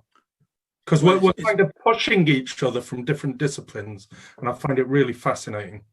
No, it's been an excellent morning, Alan, and congratulations to you and Andrew for convening it. No, it was most fascinating for me to hear the kind of internal perspectives from Wales, along with Deborah's external perspective on the evidence base on well-being, particularly subjective well-being. I think there's a lot of food for thought there for us to engage with as we move forward on this agenda. But I suppose I'm most concerned about the disconnect in Wales between our incredibly compelling aspirations and legislation, the enabling legislation that we've got now around sustainability, which Andrew put forward very, very well. The disconnect between that on the one hand and our apparently shrinking capacity to meet the challenge. And I think COVID and Brexit create this kind of perfect storm to expose that disconnect to a tragic extent. And therefore, what one of the few chinks of light that I can see is that all institutions have capacity constraints, whether it's Welsh Government, whether it's PSBs, local government, and perversely, this creates an incentive for us to start really exploring the potential of co-production by putting our limited capacities together, so that we are empowering ourselves to get ahead together. And that's the biggest challenge of all for me, the disconnect between our aspirations and our capacity to meet them. Thanks, Kevin. I know you've been quite heavily involved in some PSB work around food in West Wales, so you absolutely know what you're talking about. You're right at the kind of cliff face of that. But thank you, Kevin. We'll be saying hello again. So it's 11:35. For the next half an hour or so before we welcome Jane, we're going to have a little discussion between the remaining panelists and a wonderful addition. So I'm hoping Deborah's still there, Rhys is still there, and Andrew Charles, who I will now call Andrew C, a bit like Bake Off, isn't it? But we have an Andrew C and an Andrew F. So for those of you who don't know Andrew, Professor Andrew Flynn, who's a long-term colleague of mine in the School of Geography, who is also going to exercise his grey matter over these two questions that are in the agenda. So the way this is hopefully going to work, I'm going to set off a fizz bomb to start the discussion, and then we're going to get responses to those two questions in turn from each of the speakers, and the conversation will develop, and I'll facilitate that. I'll also be keeping an eye on the chat box as the panel, for want of a better word, respond to these two questions, and I'll try, I promise, to feed in as much of that as I can. And then we're going to hand over to Jane, and I'll explain what Jane is going to do a little bit later on. So, Andrew, do you just want to introduce yourself and say what you are, and I'm putting you on the spot. You've taken a back seat and a low profile so far. I have taken a back seat. Thank you for letting me take that back seat, Andrew. I just have to say, I had this opportunity just to say thank you to the speakers who've been absolutely excellent. I know I feel a complete fraud around all this expertise that's been presented already, and looking at the the names of the people who are here in the audience. But anyway, as Alan's mentioned, he and I have been long-term collaborators, and we've always been very interested in how sustainable development is progressing in Wales, because it seemed to be such a unique model for us, and we've always been very keen to celebrate the achievements, but also to highlight some of the challenges that are faced, so that we can try to progress sustainability in a more progressive way within Wales. Thank you, Andrew. I was really struck during the presentations by a few things I just want to kind of mull over before we go to the questions, particularly kind of Rhys's discussion about different models of growth, and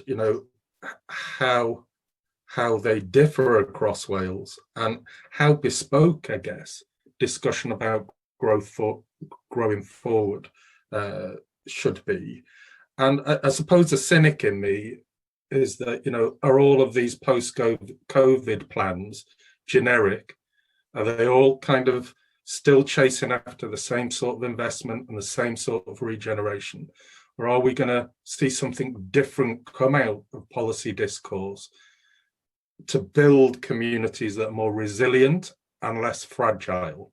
So they're my kind of initial thoughts. But if I could come to Rhys first on question one, which is, how can approaches to growth in our communities build future resilience, given that we've got pervasive stuff like climate change, we've got health crises like COVID, and economic uncertainty. So Rhys, bring some solutions to the table, please. I can talk about problems for the rest of the day if you want to, but I'm not sure I've got any solutions. But maybe I'm a typical academic there. But I think, echoing what you said there in terms of cynicism, we just to say very quickly, we did a project ages ago on devolution and economic development, and interviewed somebody from the WDA back in the day, who went on holiday to Hawaii, was bored on the beach, and went into their economic development agency offices there just to see what they were doing.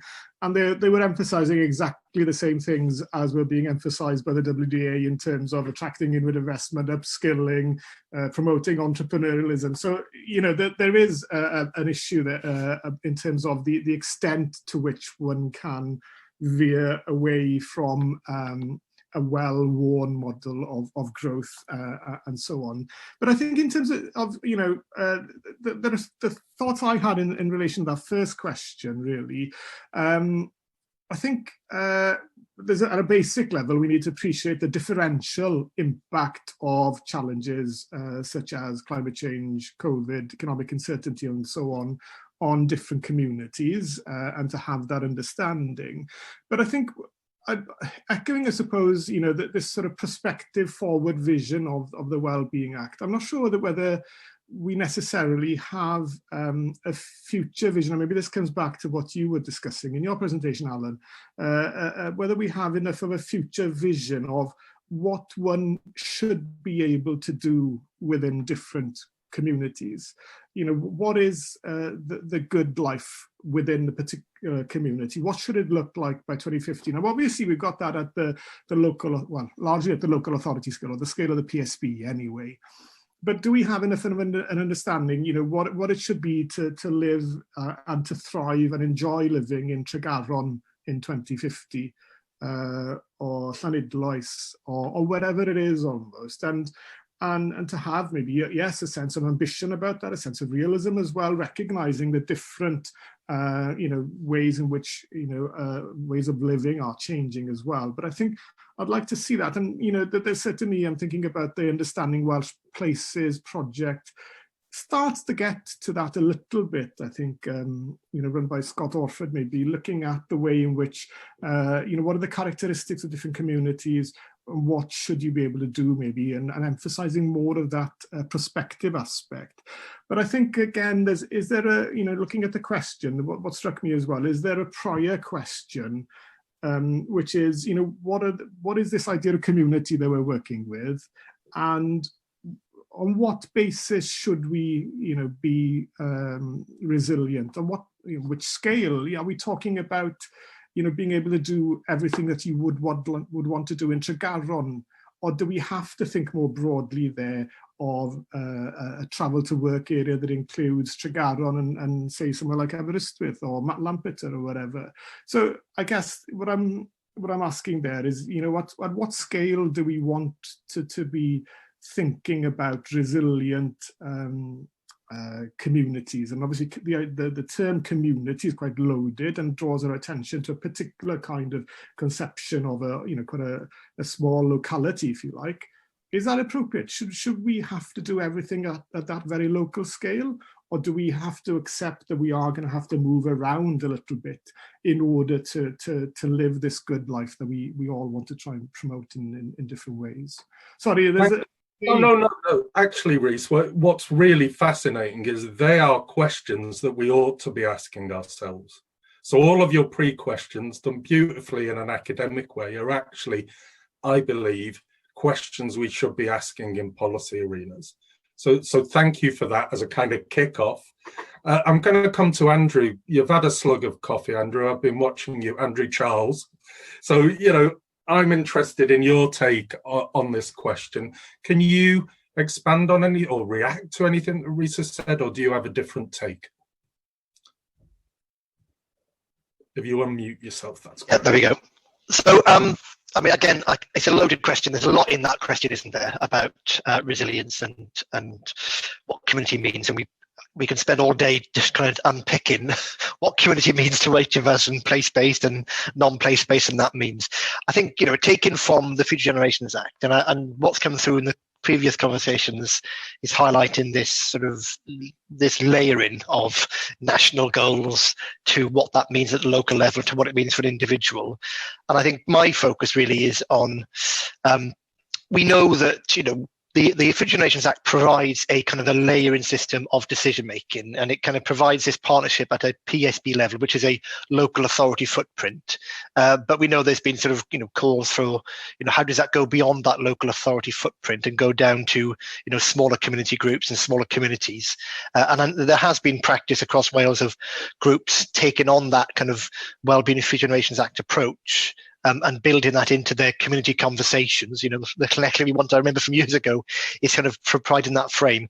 So my focus is really about, because a lot of what we find around the FG debate is, in some ways, there's the policy discussion around what it should look like and what the solutions are, and everyone's got different ideas about the solutions. And then there's a discussion around, well, how do you change the way in which we think about the future and think about the problems in order to find different solutions? And I think you can have both. You can have people who come in to say, here's the best solution and it works, but actually what we try to do with the Act is to make sure that everyone's at least following a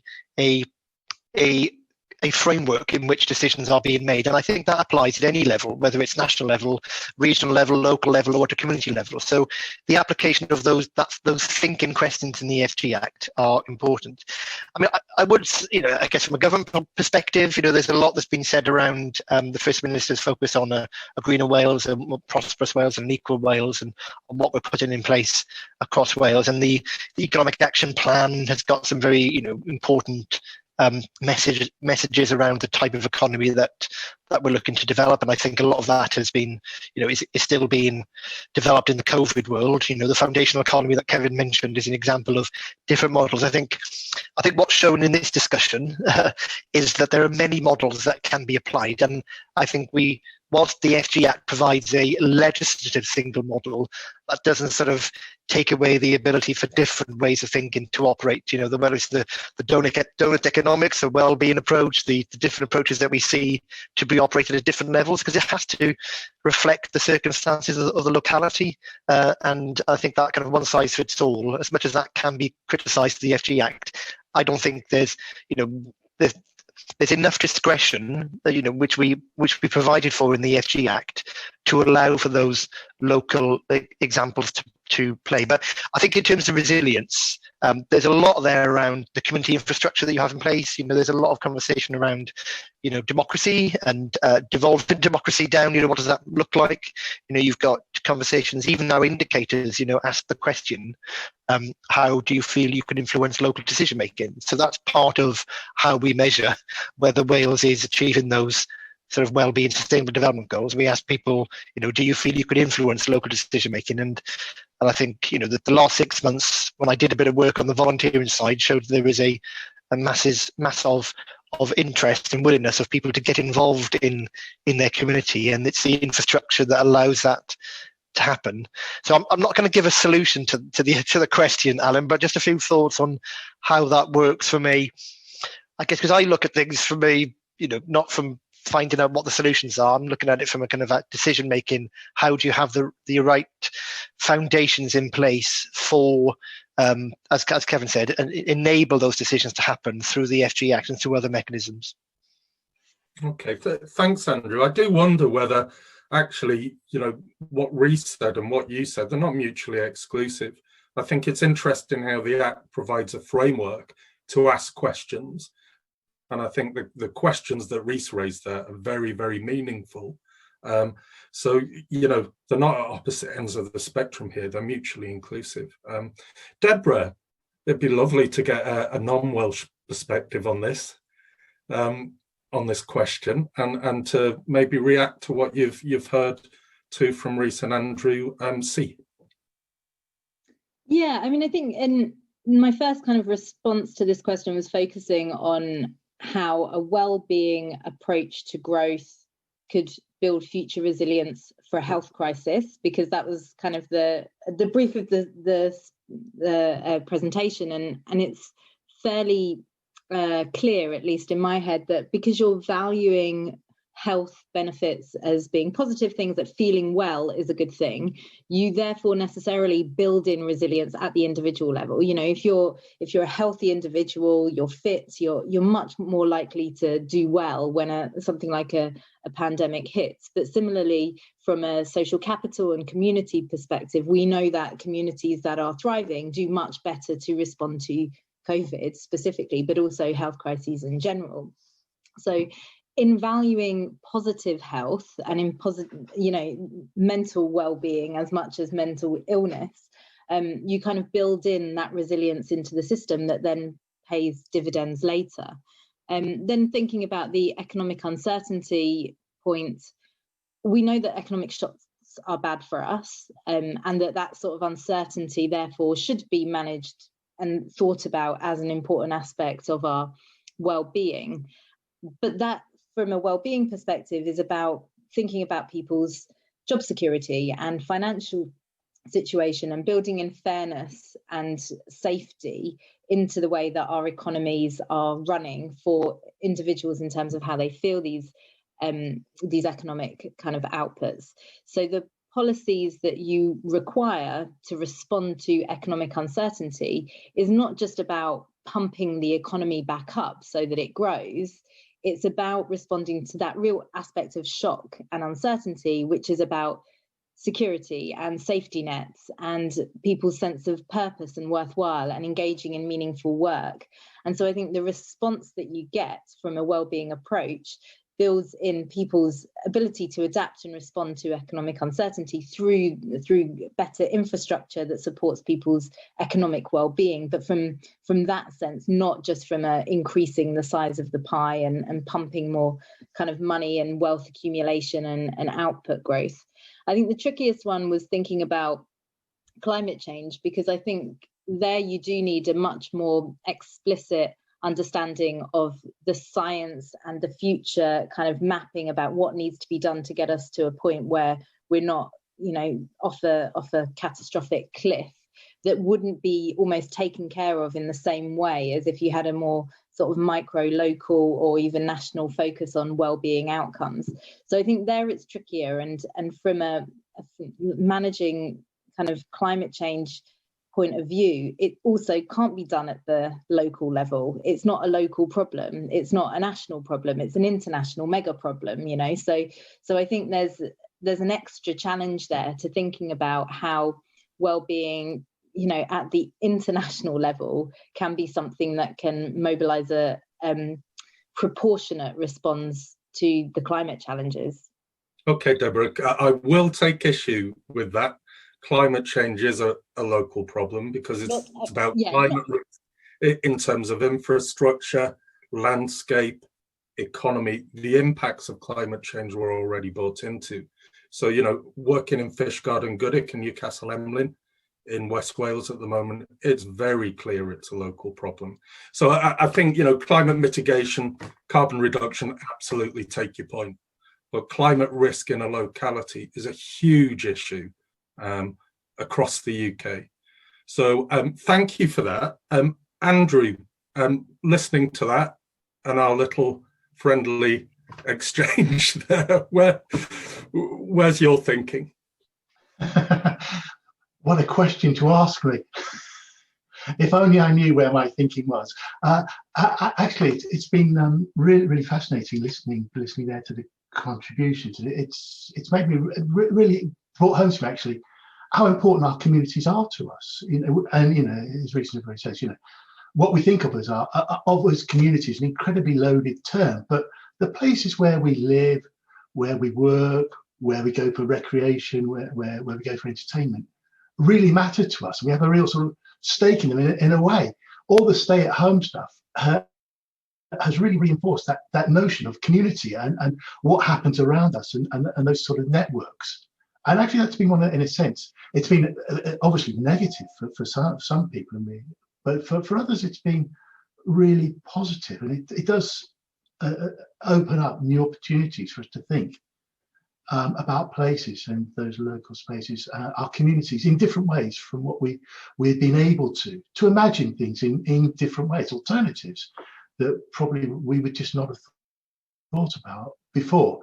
And I guess one of the things about what's happened around COVID-19 is it has opened up our imaginations to how we can do things differently, you know, just from the ways in which we organise our working lives here.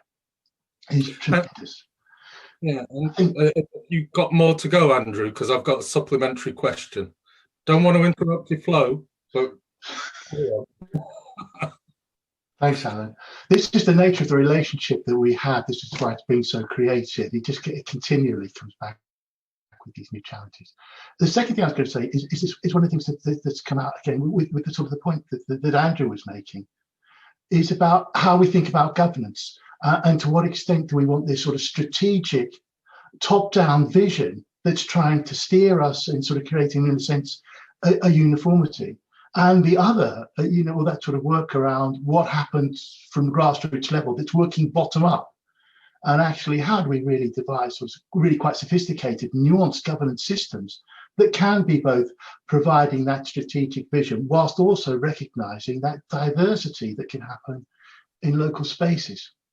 I think that then leads me on to sort of, in a sense, sort of a third point really, is that to what extent are we willing to engage in experiments about doing things differently, both at a national level, at a regional level, and at a local level, or to what extent are we engaged in risk-free public policy? Because I guess if we're going to take on board seriously Deborah's sort of analysis of well-being, then we need to be able to experiment, to be able to do things differently, to be able to think about what these well-being really means at local, regional, and national level. And that does really mean doing things differently. And I think that gets back to one of the early statements on sustainable development in Wales about that, doing things differently and wanting to do things differently. Thanks, Andrew. On that point, I'll just ask all of you in turn, what would be a real signal that we were doing things differently in terms of, you know, building future resilience in communities? You know, what would be a really good indicator that we were developing a different approach? Have you got any thoughts on that? I mean, is it a different type of regeneration plan that uses happiness as the main measure, or is it a different approach to investing post-COVID funding, so it's supporting low carbon? What sort of indicators or little flags might indicate that we're doing something differently? Andrew, do you want to go first? They're all looking glum. Andrew Flynn, do you want to go first? Oh, the look of relief there on my namesake's face then when he had the surname coming out. I probably, if I was thinking about this, I'd go back to, I mean, Kevin in a way laid down the challenges for us. He talked about civil society, he talked about universities, and he talked about government. So, you know, if we were to think about, say universities, actually, how do we do things differently? I mean, he laid down the challenge for us. So actually, can we turn ourselves into something that's closer to a living lab, in which our educational systems are doing something that's different to what they have done in the past, where we're thinking about well-being across the curricula. They have done that in other institutions where they've thought about sort of cross-cutting thematic programs that can work for undergraduates and postgraduates. Should we be thinking about that? Should we be thinking about how we use the university much more as an educational resource for the things that we need to experience? About you know, within Cardiff University, we have a well-being program, but it's a slightly different notion of well-being from the one that Andrew and Deborah have been promoting for us. It's about how we can work more seamlessly with our communities. So we do have to move on. I mean, HEFCU, as it goes into its new role in 2 or 3 years, has a big influence on how FHE institutions operate around the civic mission, I'm guessing. So that's a really good point. Yeah, Deborah. In the sense that Cardiff University is different from other universities, and the same go for Aberystwyth, for example, that our Welsh institutions are different from what we might find in our counterparts in England. Yeah. Sorry, Deborah. Yes. Any thoughts? Yeah, I mean, I think a lot of the kind of measures and leadership and statements around a different approach, this is all moving us in the right direction. It's all very good and positive, but I wouldn't use that as a kind of metric to say that's doing things differently. I'd say that's, you know, the journey that's really important and the narrative change that's really important. I think when I'll be like feeling very confident that we're doing something differently is when a difficult decision has been made, where there have been very real trade-offs, and you can be explicit that something that might have otherwise been funded or invested in, that under kind of a traditional neoclassical economic model would have been invested in, is not. And that's explicitly quantified in terms of a, you know, well-being decision. And, you know, at the micro level, I'd say at the firm level, we've got a lot of companies that say, oh, the well-being of my employees is super important because it, you know, contributes to productivity benefits and because, you know, it's a nice thing to have, and nobody disagrees with that. It's not controversial. What would be important if someone said, you know, I've put this in place because the well-being of my employees improves and it costs me money. And I'm doing that because I think the well-being of my employees is more important than my profit margin. So I think it's at the point where decisions are made where it's really explicit that the trade-offs are, you know, being considered and the well-being outcomes trump the traditional economic outcomes. That's when I think we know we're doing things differently. Fantastic. I mean, that's a great challenge to our public sector colleagues in on the call. Could they do something like that over the next 5 years? Andrew, do you think they can? I think the question that you posed, Andrew, was around how do we know things are different? And I think, you know, as Deborah's sort of alluded to, there's no single, you know, story that will tell us if everything's different. I think there's going to be a lot of range of different evidence that tells us if things are changing, whether it's, and I think, you know, Deborah's, you know, example of if it felt like, does it feel like a traditional decision? And I think there's lots of loaded terms in there in terms of what's a traditional decision and what they would have done. And we've been trying to work through this as looking at the FG Act, because it's very hard to argue the counterfactual sometimes, is to say, you know, because sometimes some of our policy colleagues might not admit that the FG Act has influenced their thinking. They might just want to have the solution that they've derived themselves. So it's trying to unpick how different bits of legislation, different narratives, different metrics influence the decisions that come out the other end. and having the evidence to show that without the act, and we get challenged, if would we have made this decision with or without the act, and it's often very difficult to do that because you don't know where the point of influence of the act is, apart from if you do a template at the end of it. But I think there's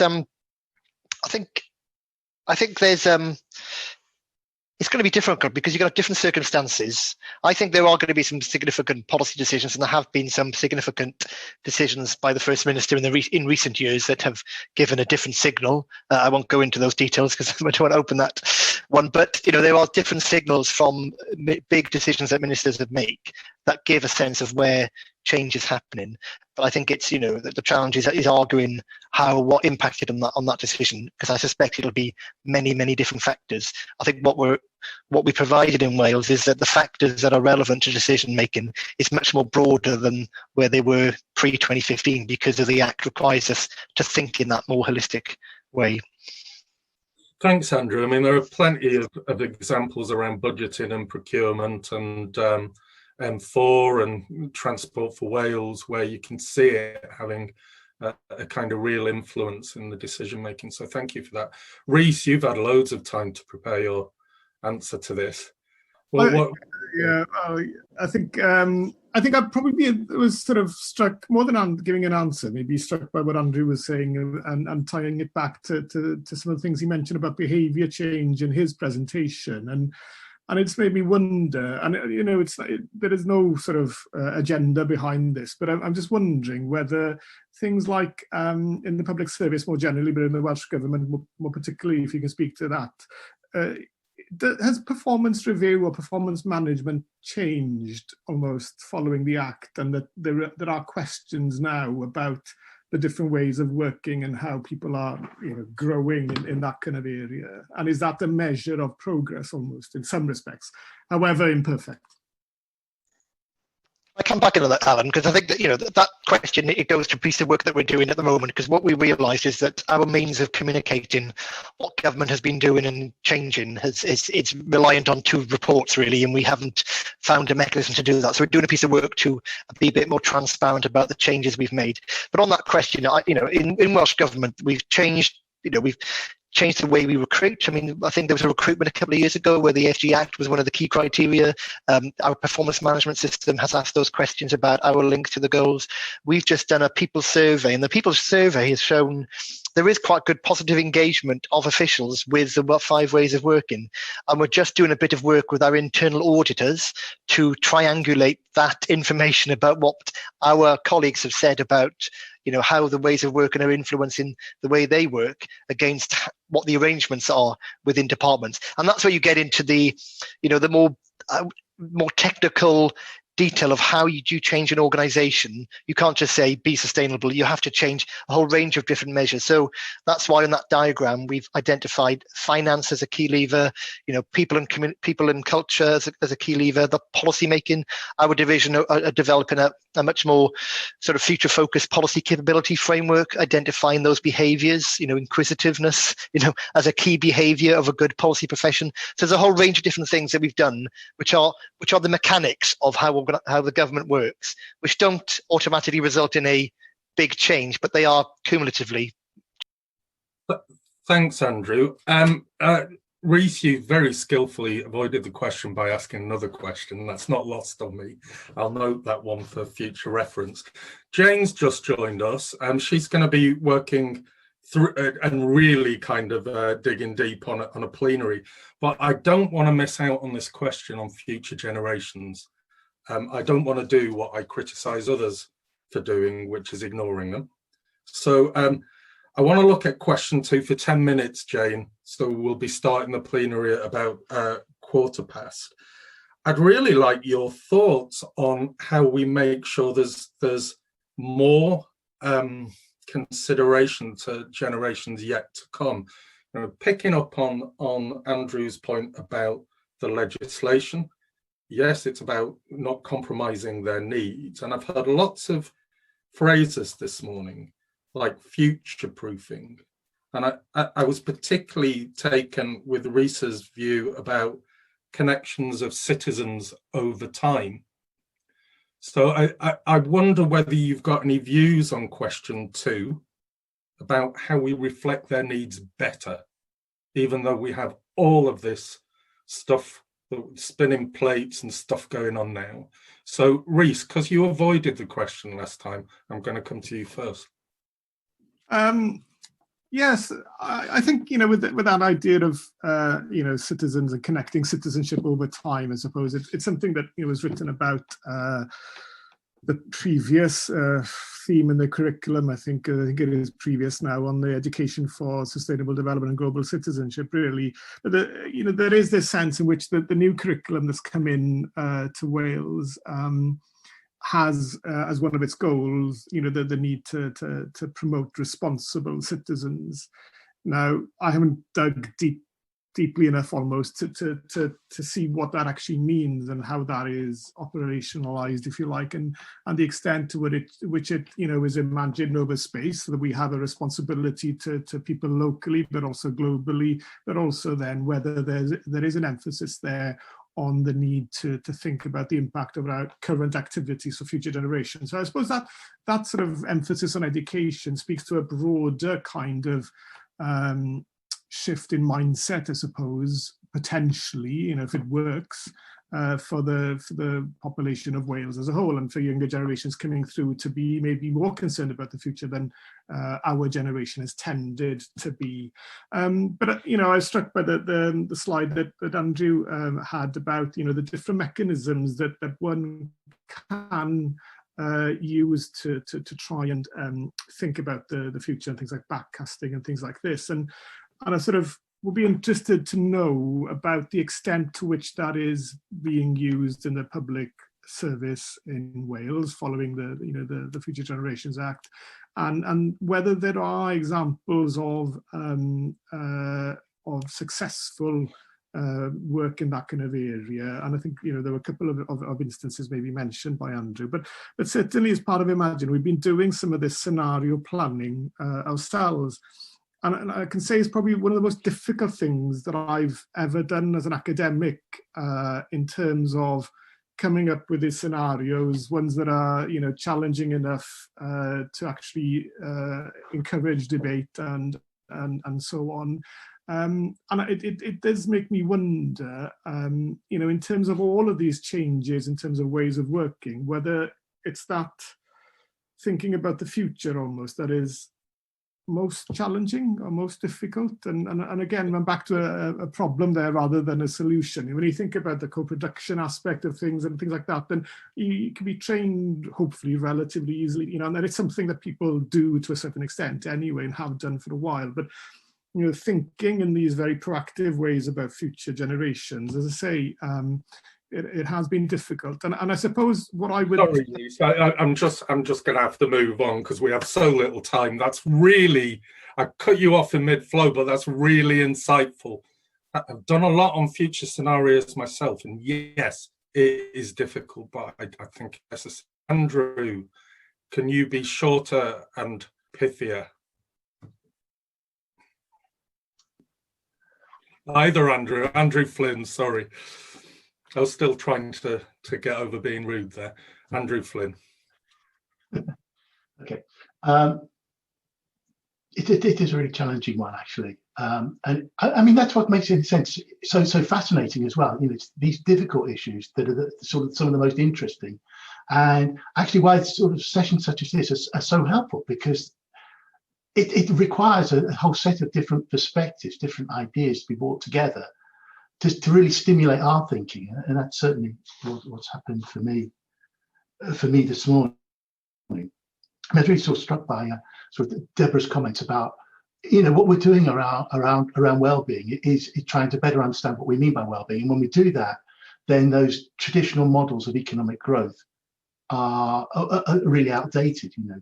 The well-being is looking at something different, and yet there's this continuous sort of legacy within how we make policy about focusing on what we know best, what we're comfortable with, around those more traditional measures and motors of development. And it's about the more we stick with these more traditional motors or ideas of economic development, then the more we constrain the opportunities for future generations, because we're using resources excessively. We're changing the ways in which we develop, and we're sort of locking in current and future generations to particular models of development. So in a sense, the later and later we leave our thinking, the more and more we're shaping the future of our children, our grandchildren, and our great-grandchildren. And that seems to be, really, really fundamental issue that we have to face up to, about when do we really want to start thinking about the nature of development and of growth, and how do we begin to put these ideas of well-being much more to the fore, and therefore rethink about what we do mean by development and growth, so that we are providing enabling opportunities for current and future generations, rather than continually constraining their future development opportunities. Thank you, Andrew. Deborah, have you got any views on this? Yeah, I mean, I'm with Rhys that all this future thinking is super complex, super difficult. So, I mean, in the interest of my head not exploding, I kind of keeping it quite simple. And we know that the fundamental aspects that are important to our lives have been the same across, decades and centuries, and cut across generations: our health, our relationships, and our kind of safety and security in the place that we live. And so long as we can focus on those core aspects of our well-being that are, going to last throughout the generations, then to a certain extent we can kind of roll a little bit with what the kind of future holds, so long as we hold those things as really valuable, not just for now but for the future. Thanks, Deborah. And Andrew, are we just going to do more of the same but do it a bit better? You're the head because you have the answers here. What's your on this I think on that question, I would say, on the features, on the application of features in public policy making, it's not a new thing. It's been done for many a time, but I think we're getting a much more refined approach to it. We're trying to build up the capacity in Wales. The Commissioner and her team have done some really fantastic work to kind of support public bodies, provide some resources, the 3 horizons, to get out there and to support teams. And we worked with them on this live lab with housing recently this year. But I've been connecting in with, it's surprising how much of a community there is out there globally. The OECD have a global futures foresight network, and I've been part of the government futures network in recent months. And the amount of work that's going on internationally in that future space, not just in terms of the future of COVID, but actually in understanding what works in practical terms, because we're trying to roll out and support teams to do future thinking, but we can't do that because we're a very small team of 2 at the moment, 2 or 3. But it's about giving them the tools and giving them the confidence, but also seeing it as something that's not separate, that you go away, you do some features stuff on a Monday, and then you come back on a Tuesday and you get back with all of that stuff. I think that's the biggest challenge.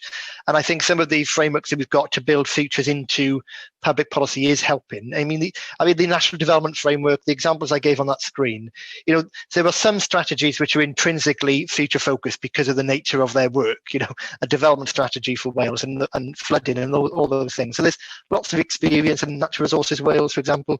I think there is probably an area to build up that capacity across the public policy infrastructure, not just public bodies but academia, community groups, to sort of share that. And we're looking at doing some work to complement the Commissioner's work around bringing some of those future practitioners together in the spring to sort of share best practice about how do you apply features and what are the barriers to do that effectively. Thanks, Andrew. That's really good.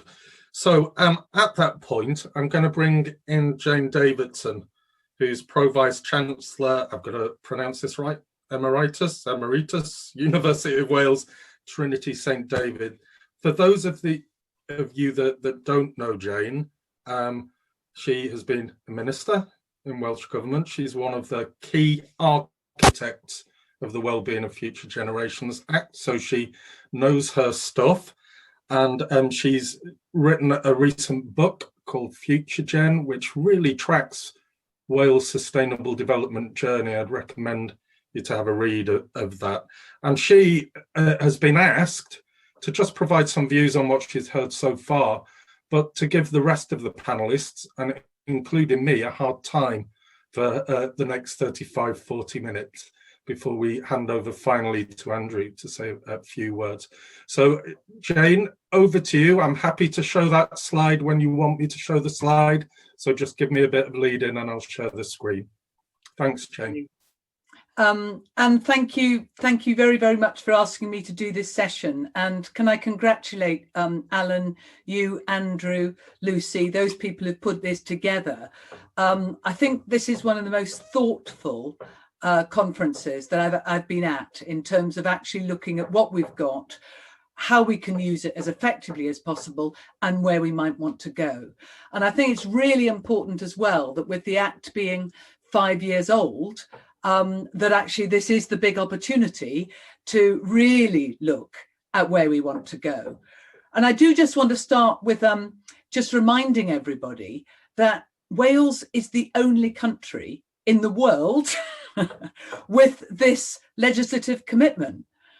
And when I was writing the book, I was asked by Chelsea Green, an American publisher, but who also publishes in the UK, to write the story of the Act earlier this year.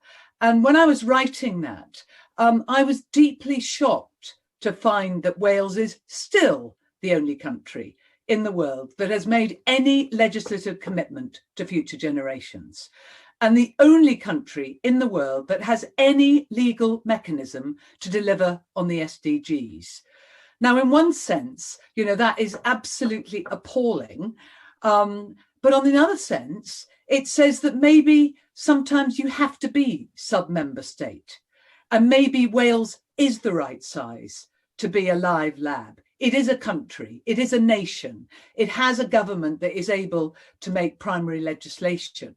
So is it the right size to actually do really imaginative things that can engage with others? And it's also worth saying that when you look at those countries which have joined WeGo, the Wellbeing Economy Alliance partnerships of governments, Scotland, Wales, Iceland, New Zealand, Canada, and I think there was one other as well that's joining in too. But it is those countries that I've spent the last few months in. It is those countries who want to know what Wales has done and why it has done it. And what has been absolutely fascinating is, in addition to those countries, I've been engaged in conversations with cities across the world, with businesses across the world. There is a huge interest post-COVID in the context of looking after the needs of current and future generations alongside each other. So I think that I just wanted to start with that because we've got something really, really special here. And as somebody who's not in politics as well, and the emeritus title, Alan, just means I've left the university, so I'm not in the university anymore as well, although they have kindly, as an emeritus, let me keep the email. But it does mean that I have no axe to grind anywhere in this. So what I wanted to do in this session is sort of remind us that we've got something really special, and then think about the contributions we've had and the challenges for the future. And I think it's also worth pointing out, and I want to pay tribute to Andrew Charles and his team here. This is really difficult. It is really difficult because it is about as countercultural as it comes. I mean, we've had a civil service, we've had government, we may have tried from the very beginning in Wales by promoting sustainable development, and everything we did as one of the first assembly members, what we tried to do in government. A couple of people have mentioned my period of time in the sense of proposing One Wales, One Planet, and how that led to the Wellbeing of Future Generations Act. But the whole of my life, I felt that I've been pushing upstream. And I've wanted to push upstream because it's exactly where our thinking needs to go. Whereas currently we think downstream, we react to issues. So that, for example, when I was the Minister for Energy, I used to have these really difficult conversations with the UK government because I was saying, I'm not prepared to support nuclear reactors and we haven't designed out the waste. You know, when I'm thinking, some people on the call will know this, when we were thinking about how to fund public buildings, we rejected the private finance initiative because it would be a debt on future generations. So we send our big problems downstream when actually what we need to do is address them upstream. And I think some of Deborah's points, I loved your presentation, Deborah, was about, you know, what is the shared vision what is the shared vision for progress critical to growing well-being? And what has been absolutely fascinating, not only during my life in government, which was 12 years, but subsequently, is the kind of vision that we outlined in One Wales, One Planet, and I therefore produced in my book a decade later, is the vision when put to the people of Wales, they keep supporting. And it is all those integrated ideas about healthy economies, playing on the ideas of place, having social equality as well as the more traditional protected characteristics equalities, recognising and supporting culture and language, looking at the way Wales relates to the world, being healthier in terms of behaviours rather than looking at sickness characteristics, prosperity defined as low carbon. That's also in the Act and something else that we don't have in other legislation in other parts of the world. But I fully accept that what we still have is a disconnect between the aspirations and the capacity to meet them. And I think what Kevin was saying about how, you know, using those ways of working, we need to be much more collaborative about how we engage with communities, with governments, and more widely. And I just make a comment about the fact that although the Act is 5 years old, we have to remember it didn't actually come in until 2016 when it was commenced. Then there was the Wellbeing planning period. So in fact, the Act is only really a couple of years old in terms of implementation against a previous 150 years of doing things in a very different way, particularly in the country where the first £1 million cheque was signed in the coal exchange. But I think that there is movement in the public sector, very clearly. There's a lot of movement in the community sector. There's a lot of movement in the third sector. And I think that one of the things I was able to do in the book was actually talk to 140 people, including Alan and Andrew and a few others on this call, about what people wanted to see in Wales and what people wanted to see more widely, including people being asked about whether they'd want such legislation in their own country. And I have to say that was unanimous from everybody who was asked. They really, really want it.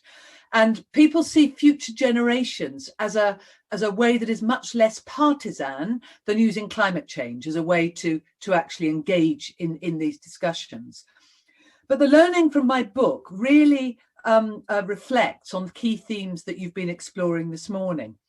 Leadership for delivery is key. And I don't think yet we have the leadership. And I think that there should be, in a sense, a back look at what does that leadership look like and how can that leadership be helped. I mean, we do have, we have mechanisms where the public sector are trained through Academy Wales, for example, but I've not yet seen a programme, and I've just been in touch with them to say, you've really got to take this on at your next one, because we're not yet seeing the leadership of the public sector, which has grown up in an entirely different way of working. So those people at the top of our public sector have been taught to behave completely differently in terms of what they count and what they value and how they deal with targets. So we really need to look at that issue about leadership. The Act needs to become a People's Act. It needs to be civic, civil, bottom up.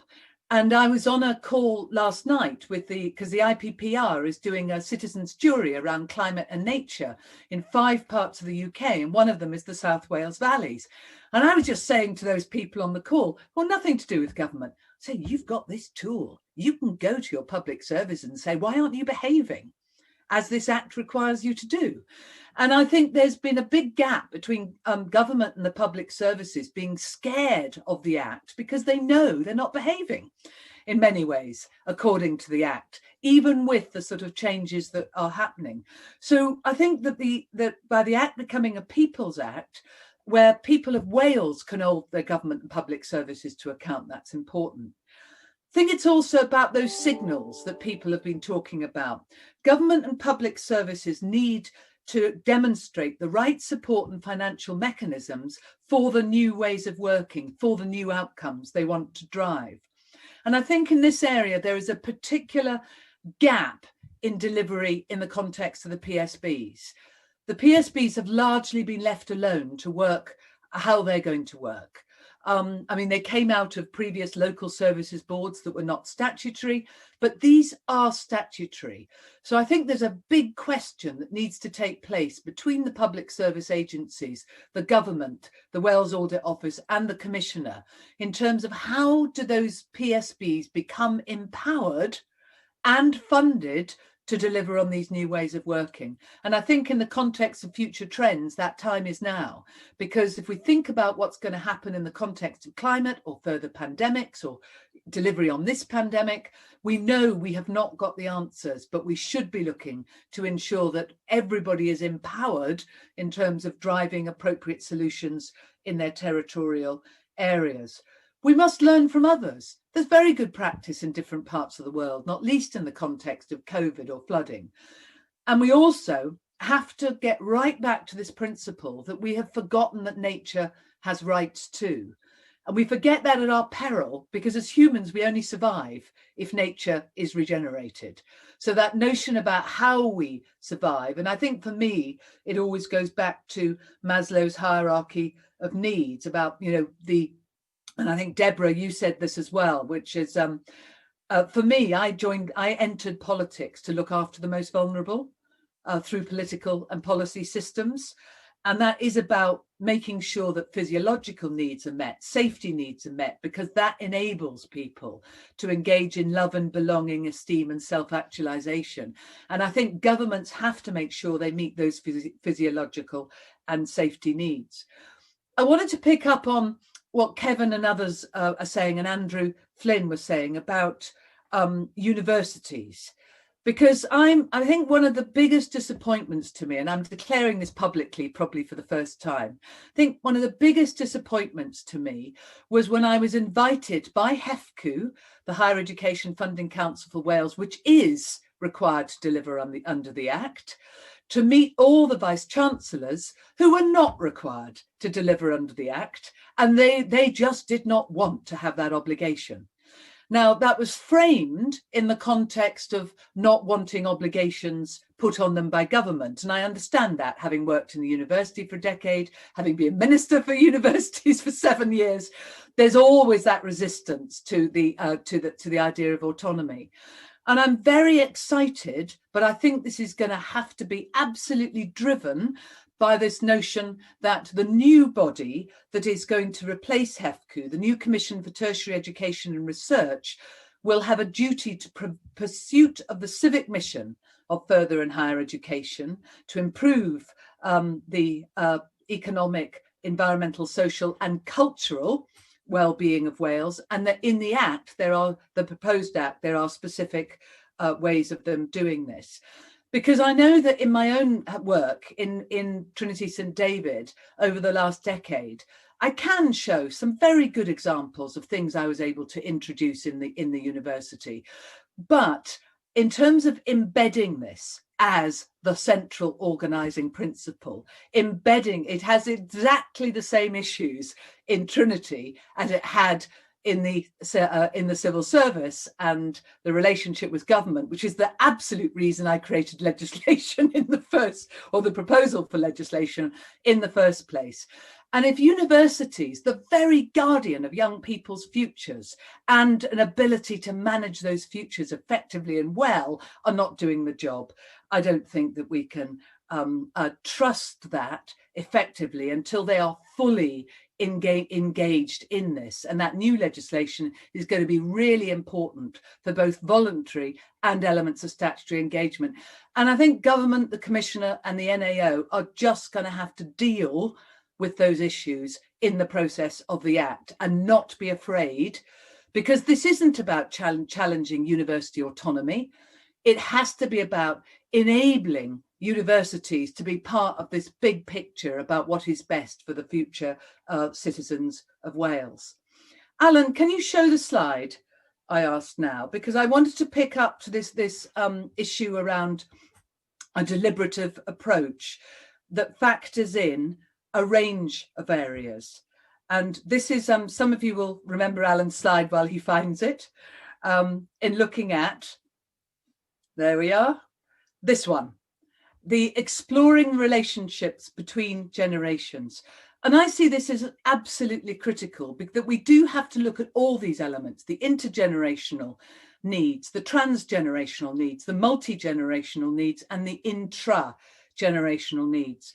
Now, there are many more organizations, there are many more academics. I've counted now, this year, I've contributed to 38 PhDs of people, not just in Wales, looking at the Wellbeing of Future Generations Act in Wales and messages more widely. And listening to what Kevin was saying about the use of TOMs, some of you may not know what this is about, how to look at social value in procurement using themes, outcomes, measures. Deborah outlined a whole range of wellbeing assessment mechanisms. The School of International Futures has been doing some work on Portugal on intergenerational equity. There are so many of these now, and it may be that there need to be many more, because what people will find is ones that work for them in the setting they are.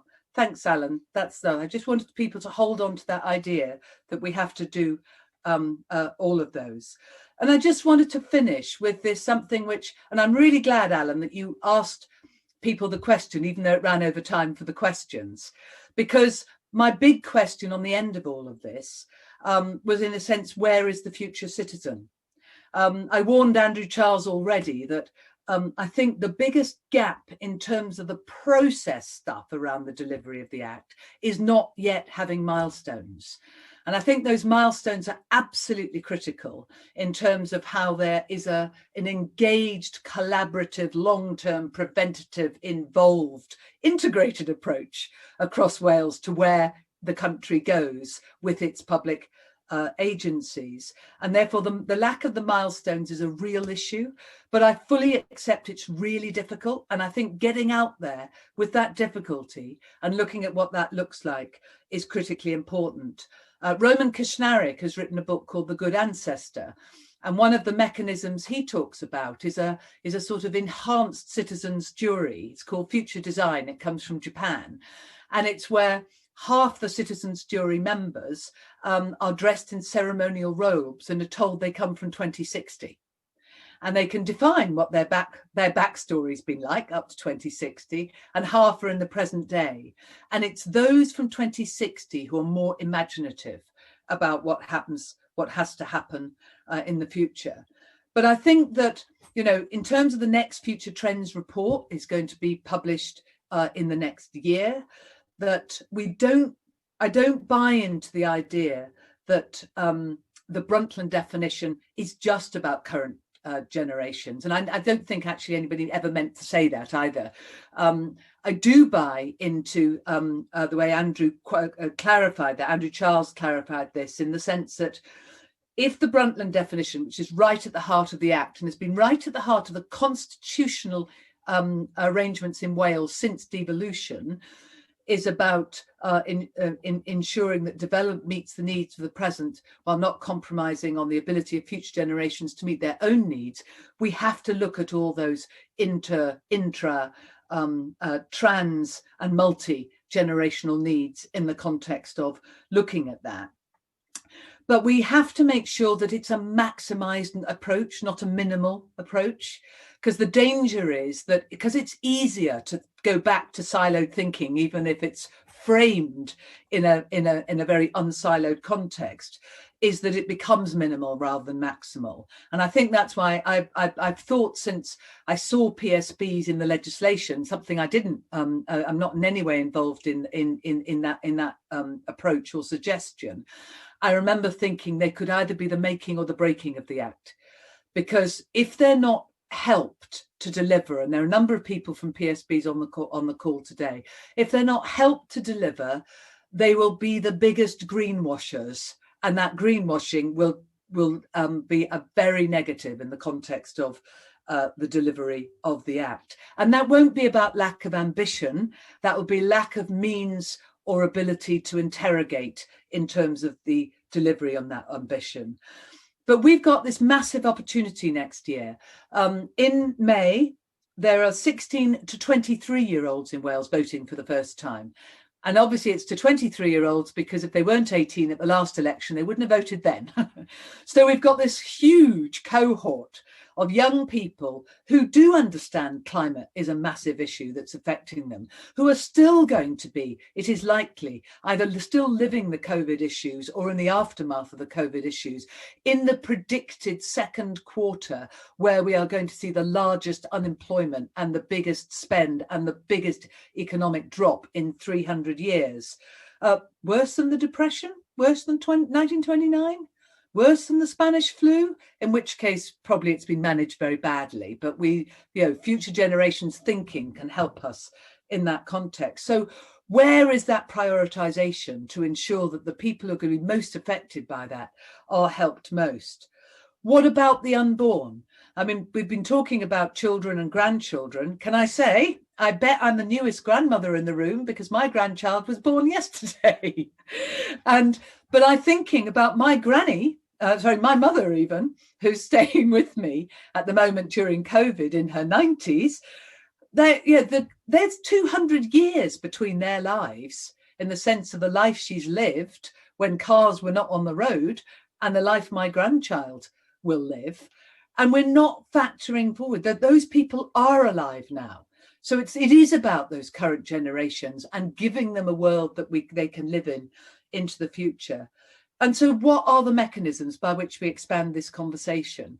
Those, part of the reason we have an Act with goals, the what, and ways of working the how, is because previously the duty to promote sustainable development was not specific enough to be a what and have a how. And the what and the how are absolutely critical. So I'm putting back the question in terms of what and how, and in a moment, unless Alan wants me to ask me anything first, I want to ask each of the speakers who are still on the call a couple of questions. But I don't know, Alan, whether you want to have a couple of questions to me in the context of taking that helicopter view. No, Jane, just thank you ever so much for giving such a kind of thoughtful and wide-ranging, in a really good way, kind of perspective. Because I think it's really useful we set this conversation in context of a journey that's happened since devolution. So thank you ever so much for that. I'm happy for you to shoot from the hip and really kind of give us a hard time with these questions. So please carry on, but I'm not going first. You're going to go second, right? Well, I've got two questions for you, and I'm only going to tell you one of them. One of them is that in the context of everything that you've heard today, what do you think is the most important priority in strengthening aspects of policy and decision making in terms of how we make this happen in Wales and how we retain our leadership role? Deborah, I really want to hear from you first, if I may. I mean, I think you started by demonstrating and explaining what a unique position Wales is in right now in the international context, and what a leadership role it can play internationally. And so, coming from the kind of bigger picture perspective, I think, for the rest of the world, there's something really important about sharing the lessons learned. And you mentioned learning lessons from elsewhere, but I think there's something really valuable in Wales sharing what it's learned, not just about, defining the Act, but in putting it into practice, in designing the processes and so on. So I think there's a really valuable leadership and sharing role that Wales can play in other contexts. Thank you. It's kind of really hard when you've written the book, even though there are a lot of people on this call who've contributed to the book. But that's what it's called, Lessons from a Small Country, Future Gen, Lessons from a Small Country. And it does do that, I mean, in a sense, because partly its attraction at the moment has been not so much. It's not just a sort of hopeful picture of Wales. It actually says how hard it was, and how hard to make things happen, and how hard to make countercultural things happen, and how hard it is for governments to change direction. But elections are a really good opportunity for that to happen. So I noticed that where I've been invited to speak across the world, it's often about 3 months before an election, and people are really wanting things to change. Right, Alan, I said I was coming to you second. Over to you. Okay, Jane, I'm just kind of taking notice of the chat from people like Gareth and Fran about the complex governance just getting in the way. There's so much going on. And it's so difficult for people to kind of, I guess, not rise above this, but look at stuff through a different lens when there's so much going on in terms of governance and policy. And now we have COVID. I mean, for me, a sign of success in 5 years' time would be that somewhere in that, there has been a pause. And you use the Japanese example of advocacy on behalf of future generations and role play, for want of a better word. And I think that's really necessary, because we could be in the same position in 10 years, Jane. You know, that there's loads of stuff going on. We can't possibly think about future generations. But I think we owe it to them to really alter in some way our governance. And I really like the idea of citizens' juries. I really like the idea of bringing young people into the discussion, but it's the issue around these unborn people. That's what keeps me awake at night. We say we're planning for the future, but are we really? So I end with a question there, Jane. But that's my 2 pence. Okay, and I'm just, if you don't mind, I'm going to respond to each of these just with a sort of question with a question, as it were, as well, as we move forward to my really hard second question. So just you wait.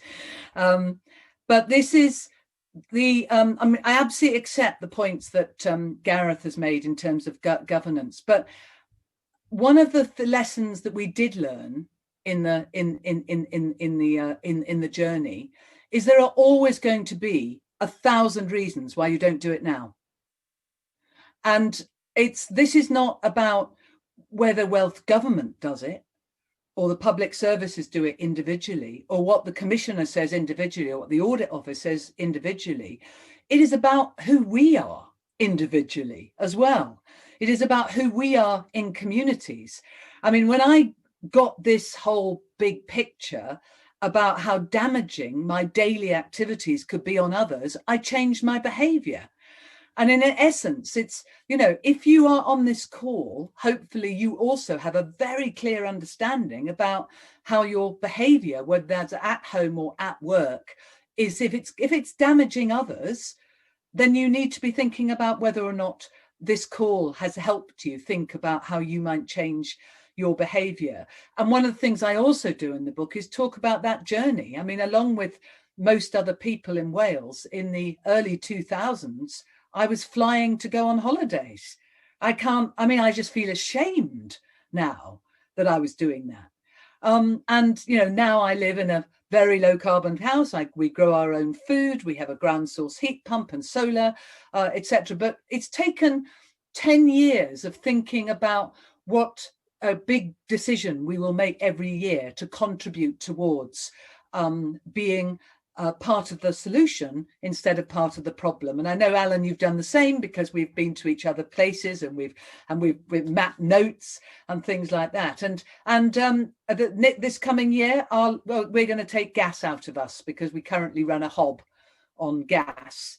But I had to wait for the cooker to fail because I don't believe in replacing things that work either, you know. So there's all these sorts of things. So I think that the Gareth, I completely get it, but in a sense, all my political life, I've been hearing there are 10 to 25 reasons why we shouldn't start now.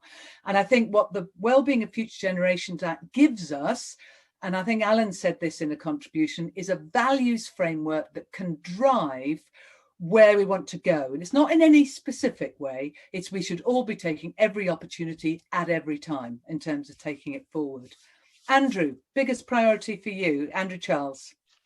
So I'm not going to lift one, I think, Jane, if that's okay. But I think I want to come back on some of the points that you made around leadership, people, and I think the point about partnership. And I think just to follow on to the conversation you've just gone through, which is this idea that the Act gives permission. You know, I know Sophie uses this, I know you've used it, and some of our stakeholders have used that. I remember speaking to one individual when we launched the FG Act, you know, a long time ago, and they said, this is, you know, this has given me the permission to go into a board meeting and ask a question with the backup of the legislation.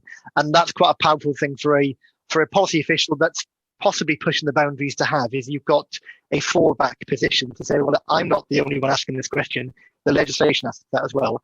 I think there is definitely, you know, I think we're seeing a lot more concern being raised to government around how we should promote the FG Act to people and get that civic engagement in it. I know we did a lot of work with the Wales We Want, but maybe that hasn't followed through. And we've seen that the Public Accounts Committee are now doing an inquiry on the Future Generations Act, which I'm sure some of you were involved in their stakeholder session earlier last month.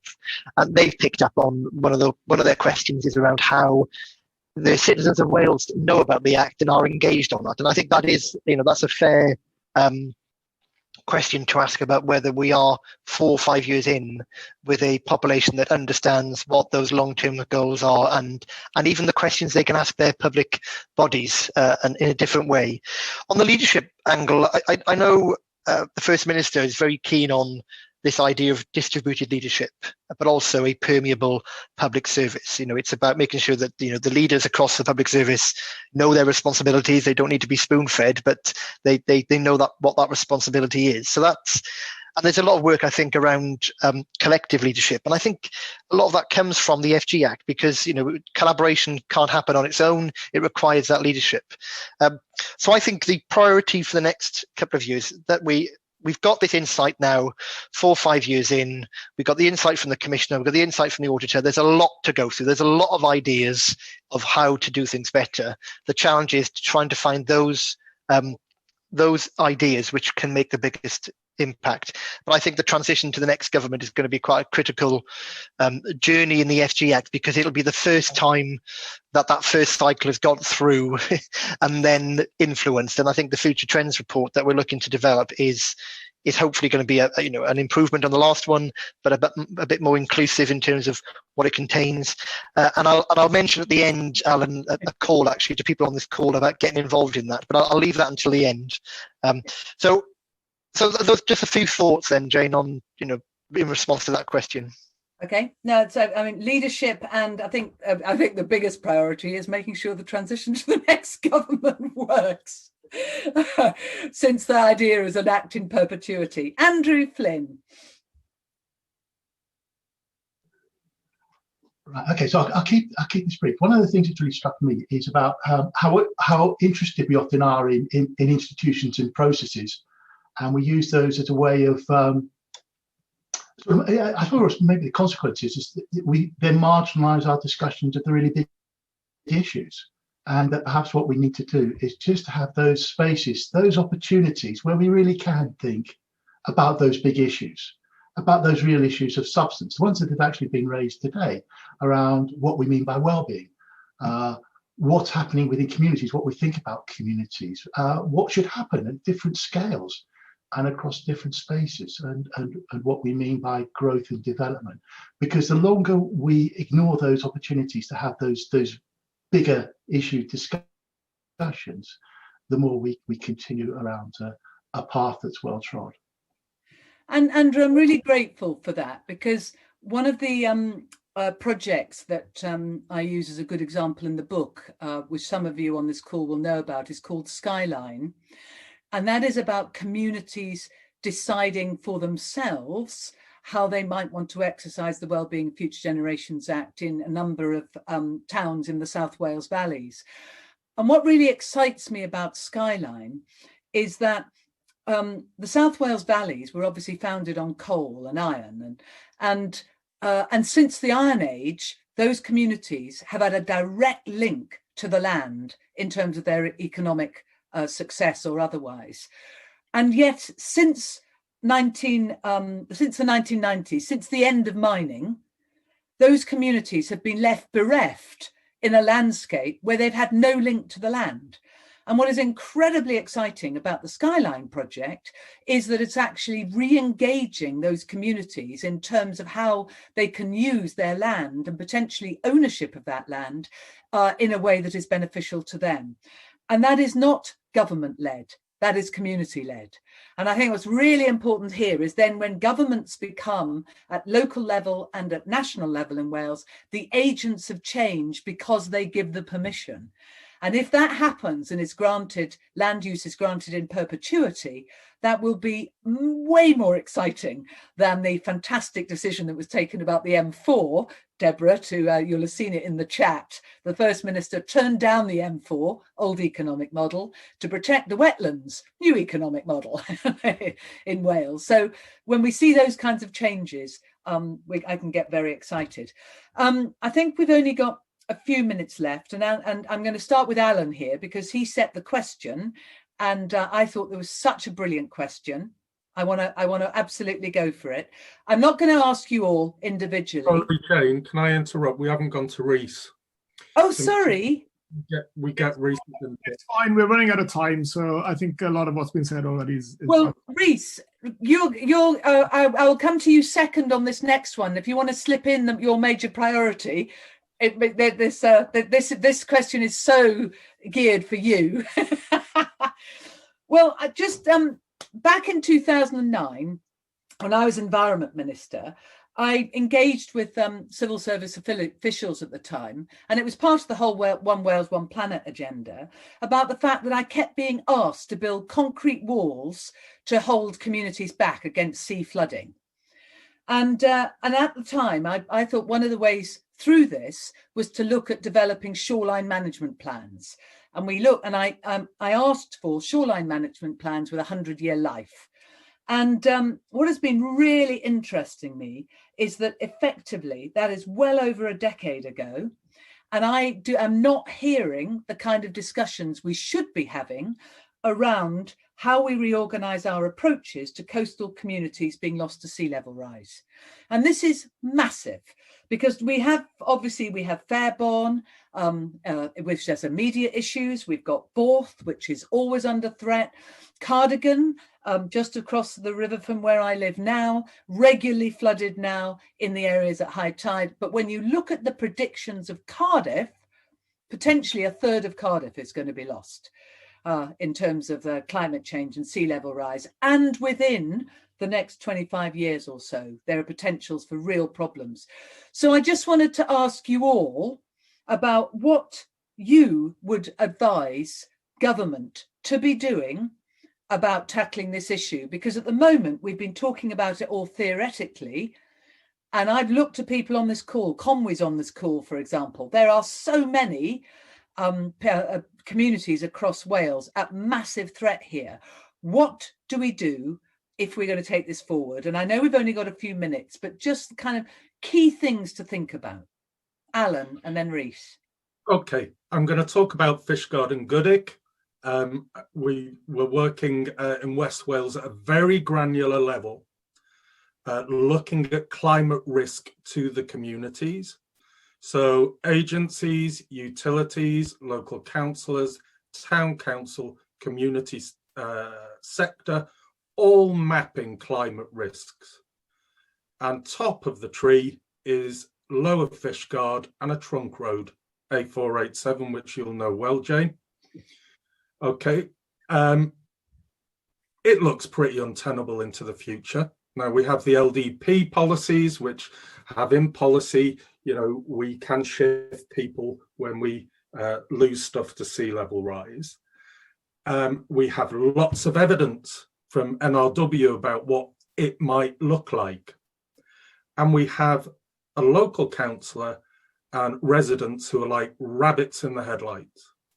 So one of the issues I've been dealing with is how do we broker a grown-up, forward-looking conversation about the tenability of that community and talking to local councillors and asking them, what's your appetite to open up this Pandora's box? Because you can see what's happening in Fairborn. There are 12 other communities at risk around the Pembrokeshire coast. These are conversations we need to have. And until we get that granularity, we can produce all of the supplementary planning guidance and LDP policies that we like. You know, we need to get into the detail and think about the response of moving those people through our different systems. So that's my view. I don't know whether it covered the question, Jane, but, you know, very passionate about it. Yeah. Rhys. Well, I'll spin off in a slightly different direction maybe and use that example of just maybe drawing attention to the need to localize well-being and concerns about futures as well. That Wales has done well to own, in some sense, you know, well-being and sustainable development, to define its own version of it. But I think maybe in terms of a challenge and also an opportunity, whether there's a need to push forward that local ownership. We've already heard about the challenges facing PSBs in terms of their capacity to continue to do that. But I think it's by promoting that local ownership and almost that sense of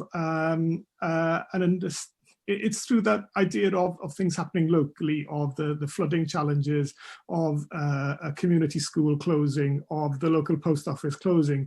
That's what impacts people. And I think if we can make that kind of connection so that they can see that as part of a bigger kind of agenda almost, then I think that might help to energize the idea of well-being locally and help people to take ownership of it and empower them to take ownership over it as well. So I dodged your question a little bit, sorry. I'm not surprised because it's a very big question, but Andrew Flynn.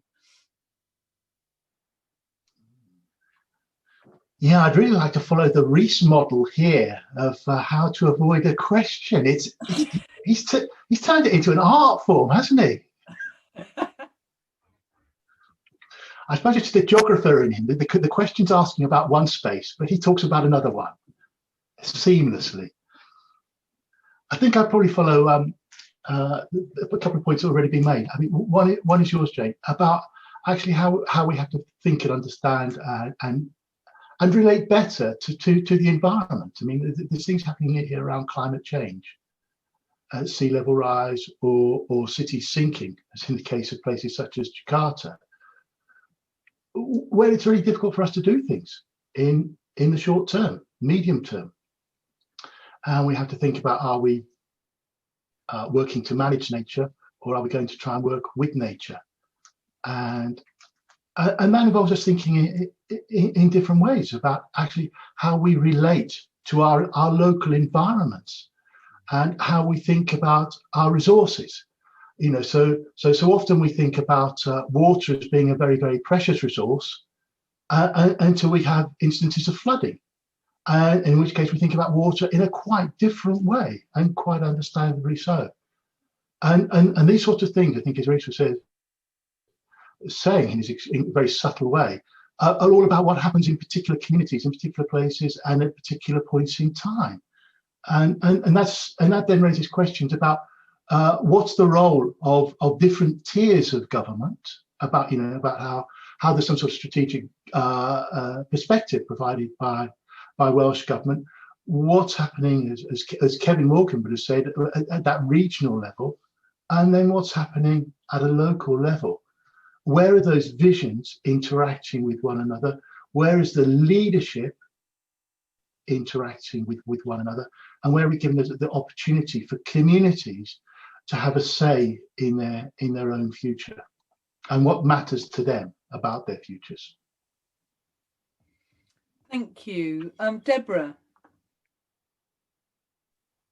Thanks. Yeah, I mean, I think I'd like to also come back to the challenge from Alan before, where on my comments about climate change at the international level, because of course it's locally impacting people and there are things that you can do in your own life and your own community. But I think it's also about recognizing those different levels in which change is occurring and in which mitigation strategies can be implemented and so on. So I think it's about carrying the different definitions of community, actually, that whilst that is about, you know, neighbourhood level and household level and thinking about these towns that are at risk and the things that are going to happen in those places, we also have to think about community at the much bigger level and have that shared agenda to tackle the challenges of climate change that are really quite mega as well, in terms of the sea levels rising and so on. Yeah, no, thanks very much for that. Andrew, last but very much not least here. I'm just wondering, spokesperson of Welsh Government. I'm just wondering, Jane, given the question was to ask people what they would say to Welsh Government, whether you need a response from me on this one, but I would happily sort of take the Rhys approach and sort of deflect this one. But I think I'll take on those ideas. I think clearly there's going to be an eventful few months ahead with people influencing manifestos and new government. So that's the way in which others can influence. But I'll stop there before I say anything too committal. Thank you. I mean, I think what's really interesting is you know, this is a forward reality.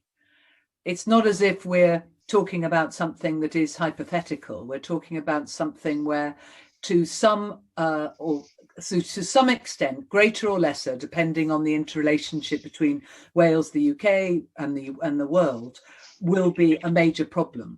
And in many cases, if we think about Fairbourne, to a community that has not been able to get any insurance for years anyway, that does not have much of a financial resource in terms of being able to make choices. So I think that I just thought it would be useful just to sort of bring the hypothetical discussion back to real challenges, and what those of us on the call who have any chance of influencing through the Public Accounts Committee or anything else, the ways in which these discussions happen in Wales, these discussions need to happen in Wales. And it almost feels to me as a follow-up to this session where you were able to take, you know, that as one example, but you might take different examples, not least to actually pick up the issues about, you know, the levels of structures in Wales. Nobody ever gets rid of a committee in Wales. We just add some more if we don't think the existing ones work. So how can we help the wider political system, not individual political parties, but the wider political system, understand what needs to be done to engage Wales in a way that actually delivers on the legislation we're debating today. So thank you so much for the opportunity to join with you here today, Alan, and I'll hand back to you. Diolch yn fawr iawn, Jane, that's fantastic. Very well done in kind of fielding all of those questions and linking stuff in. I'm going to hand over to Andrew to close proceedings, because I was being cryptic at the start. We've got some plans where those sorts of questions, Jane, we may be able to address. So Andrew, do you want to share your screen, or are you just going to talk? I have no screen to share, but I thought when you were talking about Andrew and ways forward, I thought you were looking at the other Andrew there. I certainly was. Just to say, a very big thank you to the speakers, to Kevin, to Rhys, to Andrew, to Deborah, and to Jane. I mean, the presentation has been absolutely fascinating, and also to thank Lucy for her very great support here. And Lucy, whenever I look at her, she's been absolutely unmoving on the screen. Oh no, there she is. I thought it was because her attention was so rapt, she was unable to move, spellbound by it. Clearly not. I'm disillusioned now. Well, what's going on there? But also to say thank you very much to you as the audience, with your very active and very thoughtful contributions on the chat function, which has been really, really very, very, very welcome. I suppose what it's brought home to hopefully to all of us is actually how important it is to have these, as Jane was there alluding to, you know, how important it is to have these sorts of opportunities to engage in debate and discussion in a very open and frank way. And that may be actually one of the features of Welsh governance, that we can actually bring together academia and the policy community to have these really productive debates. And perhaps one of the things that we take almost for granted here, but actually it's something that is very special and is very, very valuable. and we should perhaps try to make more use of it, particularly around these key issues around well-being and future generations. I guess what we're trying to do is to help both academic debates, but also policy debates, and also practice, and perhaps to go away with that. One of the challenges that Jane laid down not only laying down challenges for speakers, but also for people in the PSBs about how do you ensure that you do not become some of the biggest greenwashers in history. You know, what a challenge to be left with. We'd like to think about this event as being just part of a wider process of discussing issues around sustainability in general, and as we think about them in terms of well-being and future generations. And so we see this as part of a process. And what we'd like to do to try and help continue with that process is a couple of things. First is that Alan and I will sort of reflect upon all of the discussions that have taken place today, and we'll produce a short report that tries to bring together those ideas as well as capturing the discussion that's taken place in the chat function, because we think this is really, really important, that this can then be fed back to those of you who are very much engaged in these debates and these discussions. And we'll try and turn that round we'll turn it around for the new year, certainly. And hopefully the earlier in the new year, the better. And so that's our very public commitment there, which I wish actually I'd had a phrase there that I could have used from Rhys, which would have been more open-ended, but I just couldn't think of one there. So I had to go for something a little bit firmer. What a shame, I'm now thinking to myself. But we'll do that, and we'll bring on board the chat functions. And hopefully, if there's things that have taken place within that chat function that Alan and I don't feel able to deal with, then we can go back to the speakers for their further clarification, so that we can do that. We have been recording this event, and what we'll make sure is that this then goes up onto the school's YouTube channel, and all participants will then be made aware of when this is made available on our YouTube channel. And Alan and I, similarly, when we produce our report, we will make sure that that is then well circulated, and the information about its availability is made available to everybody. And finally, once again, thank you very much for all of your participation, and we hope that you can go back to your organisations enthused, knowing that there is some really interesting debates and discussions taking place, and a real willingness to progress these really difficult ideas. So thank you very, very much, and goodbye. And if you're staying at home, have a very nice day at home, and if you're off to the office somewhere, enjoy your time in the office. Thank you very much. Thank you. Bye-bye.